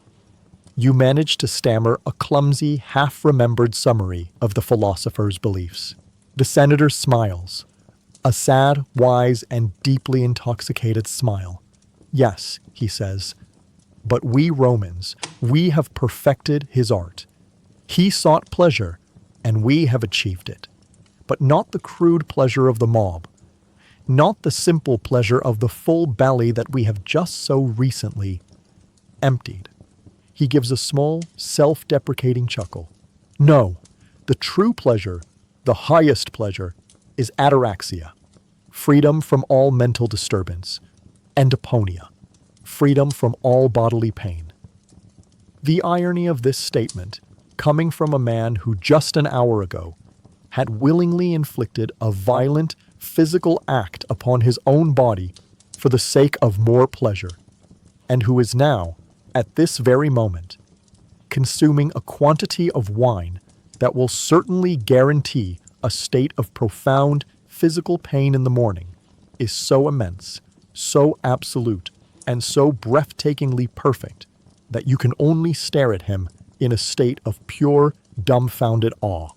This he says, making a grand sweeping gesture that takes in the entire magnificent and opulent room. This is not a simple party. This is a fortress. It is a fortress that we have built, a fortress of beauty, of wine, of art, to keep the true enemies, the anxieties of the world, the fear of death, the boredom of existence, at bay, if only for a single night. The poet from the other couch overhears. Epicurus was a fool, he shouts, his own voice a thick, drunken roar. To seek freedom from fear is to seek freedom from life itself. I prefer the Stoics. Give me duty, give me virtue, give me a noble death in a pointless war. Another senator, a man who you know for a fact has made a fortune by selling defective armor to the army, raises his own goblet. To a noble death, he cries, with a profound and deeply insincere solemnity. And so it begins. The room, which just a few moments ago was a scene of childish, messy drinking games, has now, without any warning, been transformed into a deeply serious and deeply drunken, university-level philosophical debate. These men, these great and powerful rulers of the world, are now engaged in a loud, slurring, and surprisingly intelligent argument about the very nature of existence. You are in a state of the most profound and complete cultural shock. You are a Gaul. Your own people drink to celebrate a victory, to mourn a death, or to summon the courage for a battle. The idea of a group of powerful, hardened warriors and politicians getting profoundly and deliberately drunk in order to have a serious, intellectual debate about the competing philosophies of the ancient Greeks is a concept so alien, so bizarre, and so fundamentally Roman that your own mind, already a soft and malleable thing from the wine, can barely contain it. You are beginning, in this strange, surreal moment, to understand the central and almost insane paradox of Rome. It is a civilization that is capable of the most brutal acts of conquest and of the most refined acts of intellectual inquiry.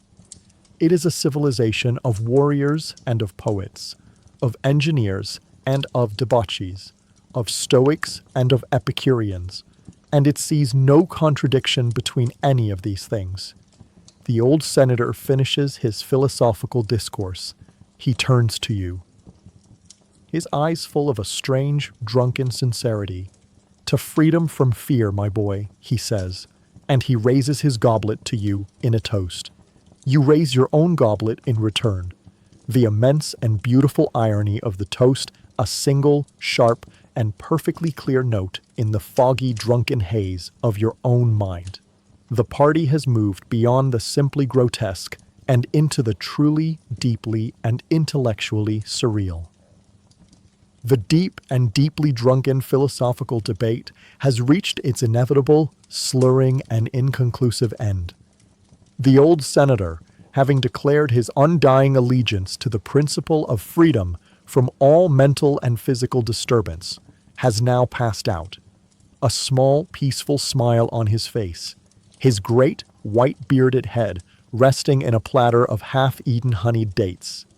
The young poet, who had so passionately argued for the virtues of Stoic duty, is now engaged in a heated and deeply amorous entanglement with one of the Syrian dancers in a darkened corner of the room.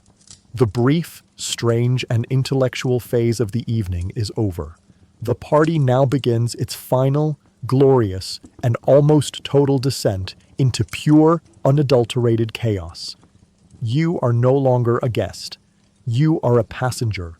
You are a small provincial boat that has been caught in a great, powerful, and deeply intoxicating Roman whirlpool, and you are being pulled, inexorably, down into its swirling hedonistic heart. The arbiter Bibendi, his official duties now a forgotten memory, has simply given the slaves a single, final command: keep the goblets full until the wine runs out. The careful, ritualized drinking of the earlier evening is gone, replaced by a steady, relentless, and almost desperate consumption. The air in the triclinium is so thick with the fumes of the wine, with the smoke from the sputtering oil lamps, and with the heavy, cloying scent of the crushed rose petals from the garlands, that it is a physical, almost liquid presence. The elegant, lyrical music of the Greek lyres and flutes has been replaced by something else. A new group of musicians has been brought in, and their music is a faster, more primal, and more deeply percussive rhythm of frantic drums and clashing cymbals. It is a music for the body, not for the mind, and under its influence, the last vestiges of Roman gravitas, of senatorial dignity, begin to dissolve. You see a young and very drunk nobleman, a man whose name you know is from one of the oldest and most respected families in Rome, climb onto the central dining table, kicking aside the empty silver platters. He begins to dance, his movements a clumsy, joyous, and deeply undignified spectacle, his fine white toga beginning to unravel, revealing his sweating, naked torso to the room. He is not mocked. He is cheered on by the other guests, who clap and shout in time with the wild, frantic music. The beautiful and serene room itself is becoming a casualty of the night's revelry. A guest, in a fit of drunken laughter, knocks over a tall, elegant stand, sending a priceless, iridescent glass vase crashing to the mosaic floor, where it shatters into 1,000 tiny pieces. Your host, the Senator Vero, who you are sure paid a fortune for the object, simply looks at the shattered remains, and he laughs, a great, booming laugh of a man so wealthy that the casual destruction of a masterpiece is a form of entertainment in itself. The party is no longer confined to the couches. It has spilled out, a wave of drunken, chaotic energy, into the great atrium and out into the cool, dark, and moonlit gardens of the villa. The formal rules of Roman society, the rigid and unshakable hierarchies of master and slave, of nobleman and entertainer, have begun to melt in the heat of the wine and the music. You see senators, great and powerful men who govern the world, now engaged in familiar, drunken conversations with their own household slaves. The beautiful dancers are no longer just performers. They are now guests, reclining on the couches, drinking from the same silver goblets as the aristocrats. The line between the observer and the observed, between the consumer and the entertainment, has been completely and intoxicatingly erased. You are reclining on your own couch, a silent, wide-eyed, and deeply, profoundly intoxicated observer of this magnificent and terrifying spectacle. You are a man from the provinces, a man from a world of simple rules, of hard work, of a clear and understandable social order. And you are now in the midst of a world where all the rules have been temporarily and joyfully suspended. You feel a strange mixture of terror and of temptation. You are terrified of this chaos, of this complete loss of control. You are terrified of making a wrong move, of offending one of these powerful, unpredictable, and very drunk men. But you are also, if you are being honest with yourself, deeply and powerfully seduced by it. You are a young man, and you are in the heart of a world of pure, unapologetic, and almost overwhelming sensual pleasure. You have come here tonight to see the heart of Roman power, and you have found it. You realize that this, too, is a form of power. The ability to host a party so magnificent, so decadent, and so utterly chaotic that it can temporarily suspend the very laws of society itself. This is the ultimate display of a wealth and an influence that is almost godlike. The room is a swirling, beautiful, and almost hallucinatory vortex of sound, of scent, of color, of wine, of sweat, and of the half-glimpsed shadowy forms of entangled bodies in the darkened corners.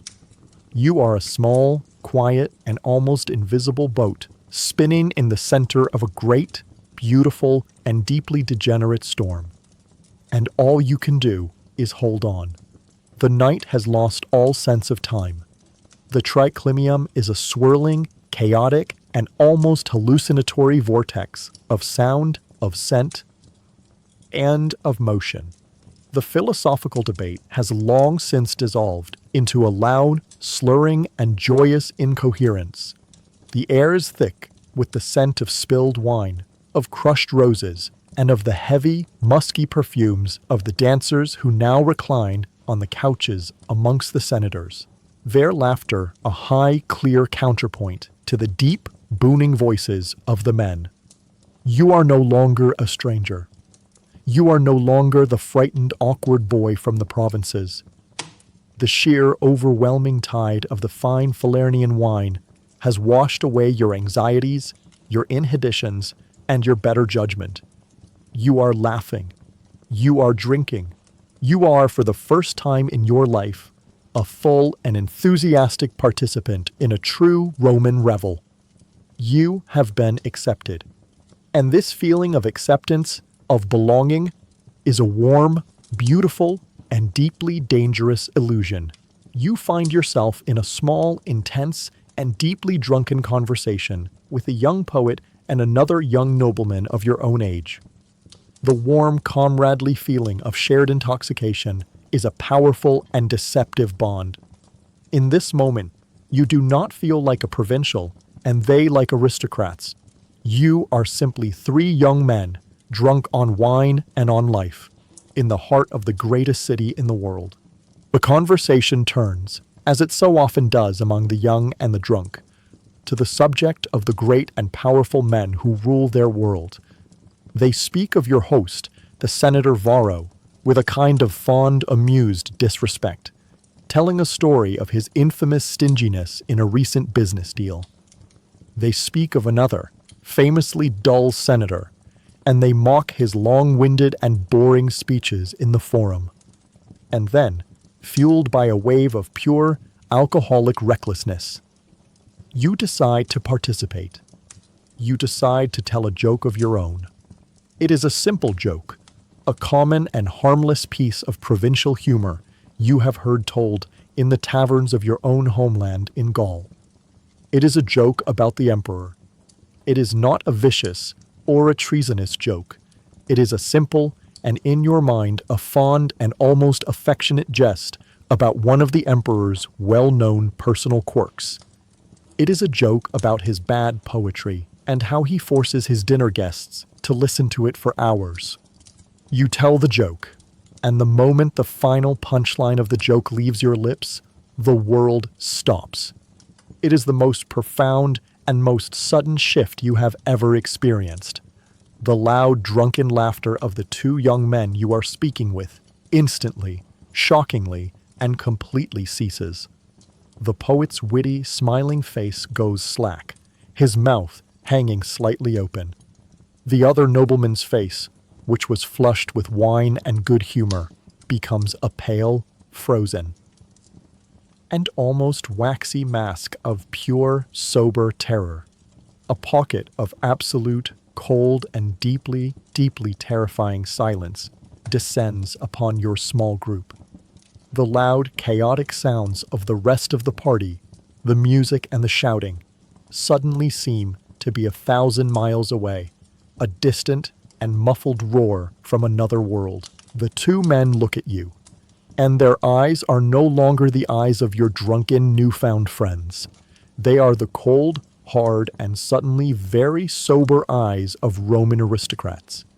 And they are looking at you as if you have just transformed into a leper before them. And in that one terrible, silent, and unending moment, you realize that you have just broken the single most important, most absolute, and most unspoken rule of this entire world.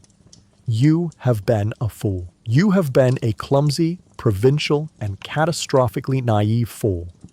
You have allowed the wine and the false sense of camaraderie to make you forget the fundamental truth of this place. You have forgotten that this is not a party of equals. You have forgotten that the emperor is not a man. He is a god. He is a divine and all-powerful being. And you, a mere insignificant boy from a half-barbarous province, have just been familiar with a god. You have made a joke about his poetry. The sheer, breathtaking, and almost suicidal arrogance of your own act is a wave of pure, cold dread that instantly and completely sobers you up. You know, with a sudden, gut-wrenching clarity, the true and terrible danger you have just placed yourself in. You know that a single, quiet, and anonymous denunciation to the captain of the Praetorian Guard tomorrow morning, a simple, whispered sentence, "The young Gaul made a jest about the emperor's divine art," is all it would take. It would mean a quiet arrest in the night. It would mean a brief and probably painful interrogation. It would mean a swift and silent execution. And it would mean the confiscation of your entire family's property and the ruin of your name for all time. Your entire future and the future of your whole family has just been balanced on the thin, sharp edge of a single, stupid joke. The terrible, frozen silence is finally broken. The poet, a man whose career depends on his ability to navigate these treacherous social currents, forces a loud, strained, and entirely artificial laugh. "A bold jest, my Gaulish friend," he says, his voice a little too high, "but one that is perhaps better saved for the taverns of your own country. Now, have you tried the honeyed dates? They are a marvel. He has tried to save you. He has tried to smooth over the terrible, awkward, and deeply dangerous moment. But the damage is done. The warm, comradely feeling is shattered. The other young nobleman gives you a last, wide-eyed look of pure terror, and then he murmurs a clumsy excuse and quickly, silently, notes away into the larger chaos of the party. The poet gives you a small, almost pitying shake of his head, and he too turns away, leaving you alone. You are now an outcast. You are a pariah. You are the man who made the bad joke. You are left reclining on your couch, your silver goblet of wine untouched, the room still swirling with the sights and sounds of the great, wild party. But it is a chaos you are no longer a part of. The beautiful, decadent dream has become a cold, lonely, and deeply dangerous nightmare. You have just been given the final and most brutal lesson of the Roman party, that even in the heart of the most decadent, most chaotic, and most rule-breaking revelry, the rigid, unforgiving, and deadly serious rules of politics are always, always in effect. And you have just, with your own foolish, drunken words, broken the most important one of all. You are an island. The great, warm, and chaotic sea of the party, which had so recently and so wonderfully embraced you, has now receded, leaving you stranded, alone, and shivering on a small, cold, and very dangerous shore. The two young noblemen you were speaking with have dissolved into the larger crowd, their backs a clear and unmistakable wall of social rejection. The warm, drunken camaraderie, the feeling of acceptance, of belonging, it was all an illusion, and it has been shattered by the single, stupid, and possibly fatal weapon of your own foolish tongue. The air around you feels cold. The laughter of the other guests, which a moment ago was a sound of shared joy, now sounds harsh, mocking, and distant. You are still physically present in the room, a man in a fine toga, reclining on a purple couch, but in a social sense, you have already been executed. You are a ghost, a pariah, the provincial who told the bad joke. The warm, pleasant haze of the wine in your head has been instantly burned away by a new, cold, and all-consuming fire. It is the fire of pure, undiluted terror. Your mind, which was a slow, happy, and syrupy river just a few minutes ago, is now a frantic, racing engine of paranoid calculation. You are replaying the moment over and over again. You are seeing the poet's frozen, horrified smile. You are seeing the other man's pale, terrified face. You imagine their thoughts. Will they report you? To whom? The host, Senator Vero? The captain of the city watch? Or worse, far worse, to one of the emperor's many secret informants, the quiet, unassuming men who are, scattered throughout a party like this, their only job to listen for exactly this kind of careless, drunken talk. You must leave. You must get out of this beautiful, glittering, and now deeply, profoundly dangerous room. But you cannot simply stand up and walk out. That would be another breach of etiquette, a sign of panic, an admission of your own guilt. You must perform one last and perhaps most difficult act of the night. You must make a graceful exit. With a monumental effort of will, you force your trembling limbs into a semblance of casualness. You must find your host. You scan the swirling, chaotic room, and you see him, deep in a drunken, philosophical argument with a group of other senators. You must interrupt. You push yourself up from your couch, your movements, you pray, looking like the slow, deliberate movements of a tired and drunken man, and not the frantic scramble of a terrified one. You make your way through the press of bodies, and you wait for a pause in the conversation. My Lord Senator, you say, your voice a low, and you hope a steady murmur. Varro turns his head, his eyes glassy and unfocused. My lord, you say, bowing your head, you have honored me with your hospitality.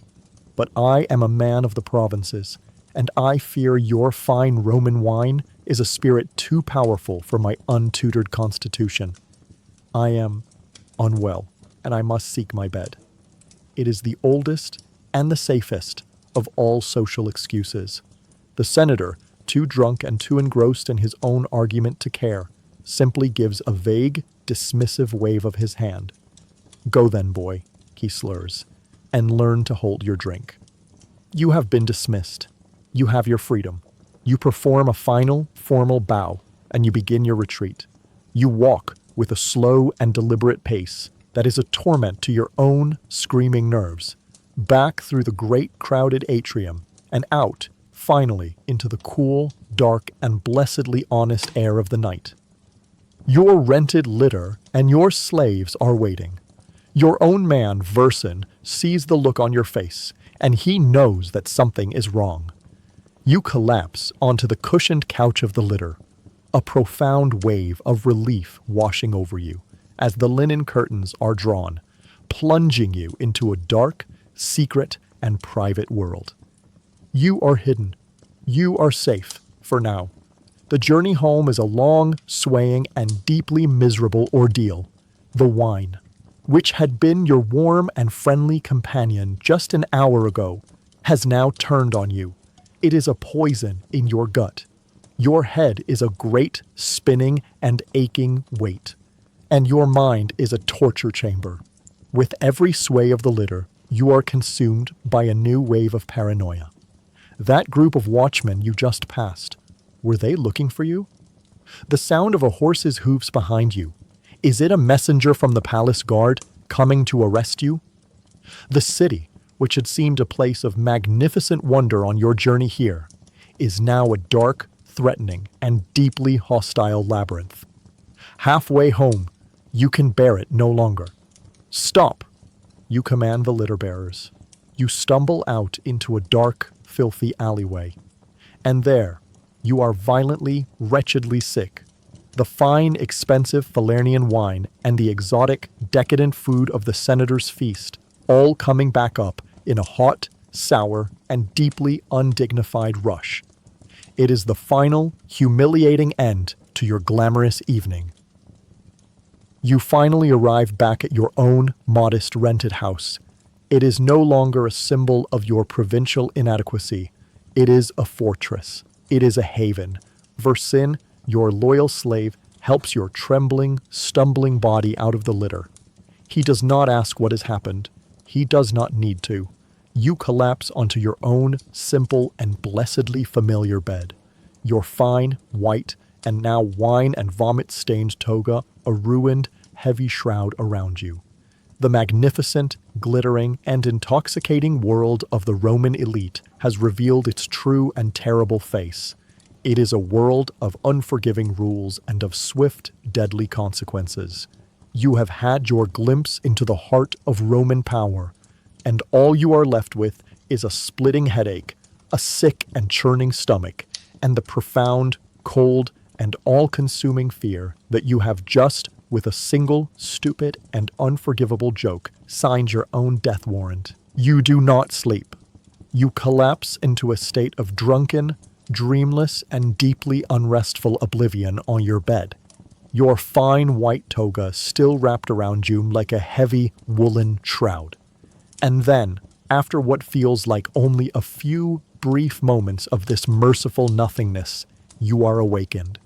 You are awakened by the first, cruel and unforgiving light of the Roman dawn, and by the most profound and most punishing physical sickness you have ever experienced in your life. Your head is no longer your own. It is a great, echoing, and fragile cavern that is in the process of being systematically destroyed from within by a team of tiny, demonic blacksmiths, each one armed with a small, sharp, and incredibly loud hammer. Every sliver of light that creeps through the cracks in your window shutters is a hot, white dagger plunged directly into your eyes.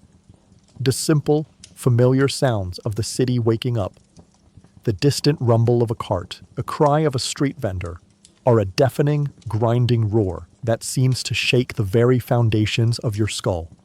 Your stomach is a churning, rebellious sea of sour wine and half-digested, exotic meats.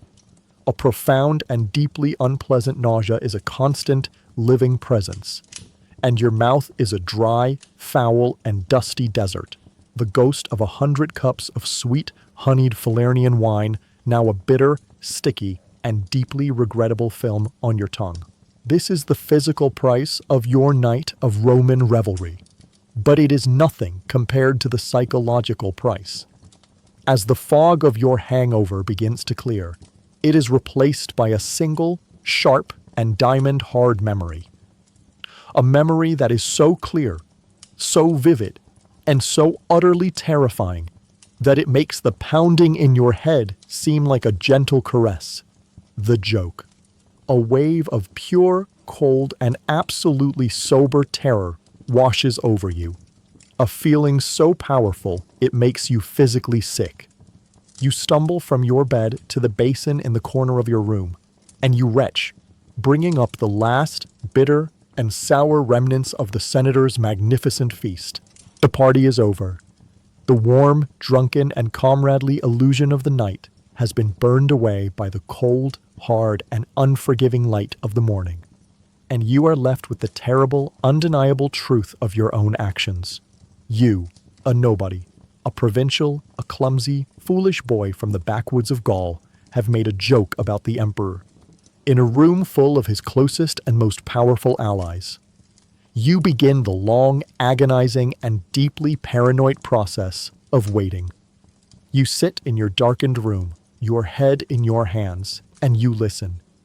Every sound from the street outside is now a direct and personal threat.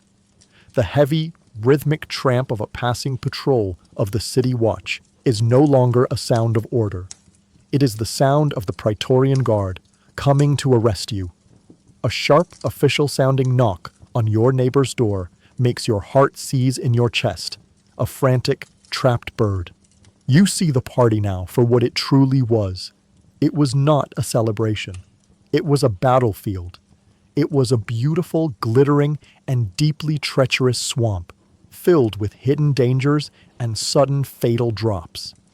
The men who were your loud, drunken, and laughing friends last night are now, in the sober light of day, your potential accusers, your judges, and your executioners. You understand now that the casual, almost careless, just any drops way they spoke of other powerful men was a privilege of their rank, a right that they had earned through a lifetime of intricate political maneuvering. You, an outsider, had no such right. You mistook a complex and deadly game of insiders for a simple, drunken conversation. And you have made a terrible and possibly fatal mistake. The morning crawls by, each minute an eternity of anxious, silent waiting.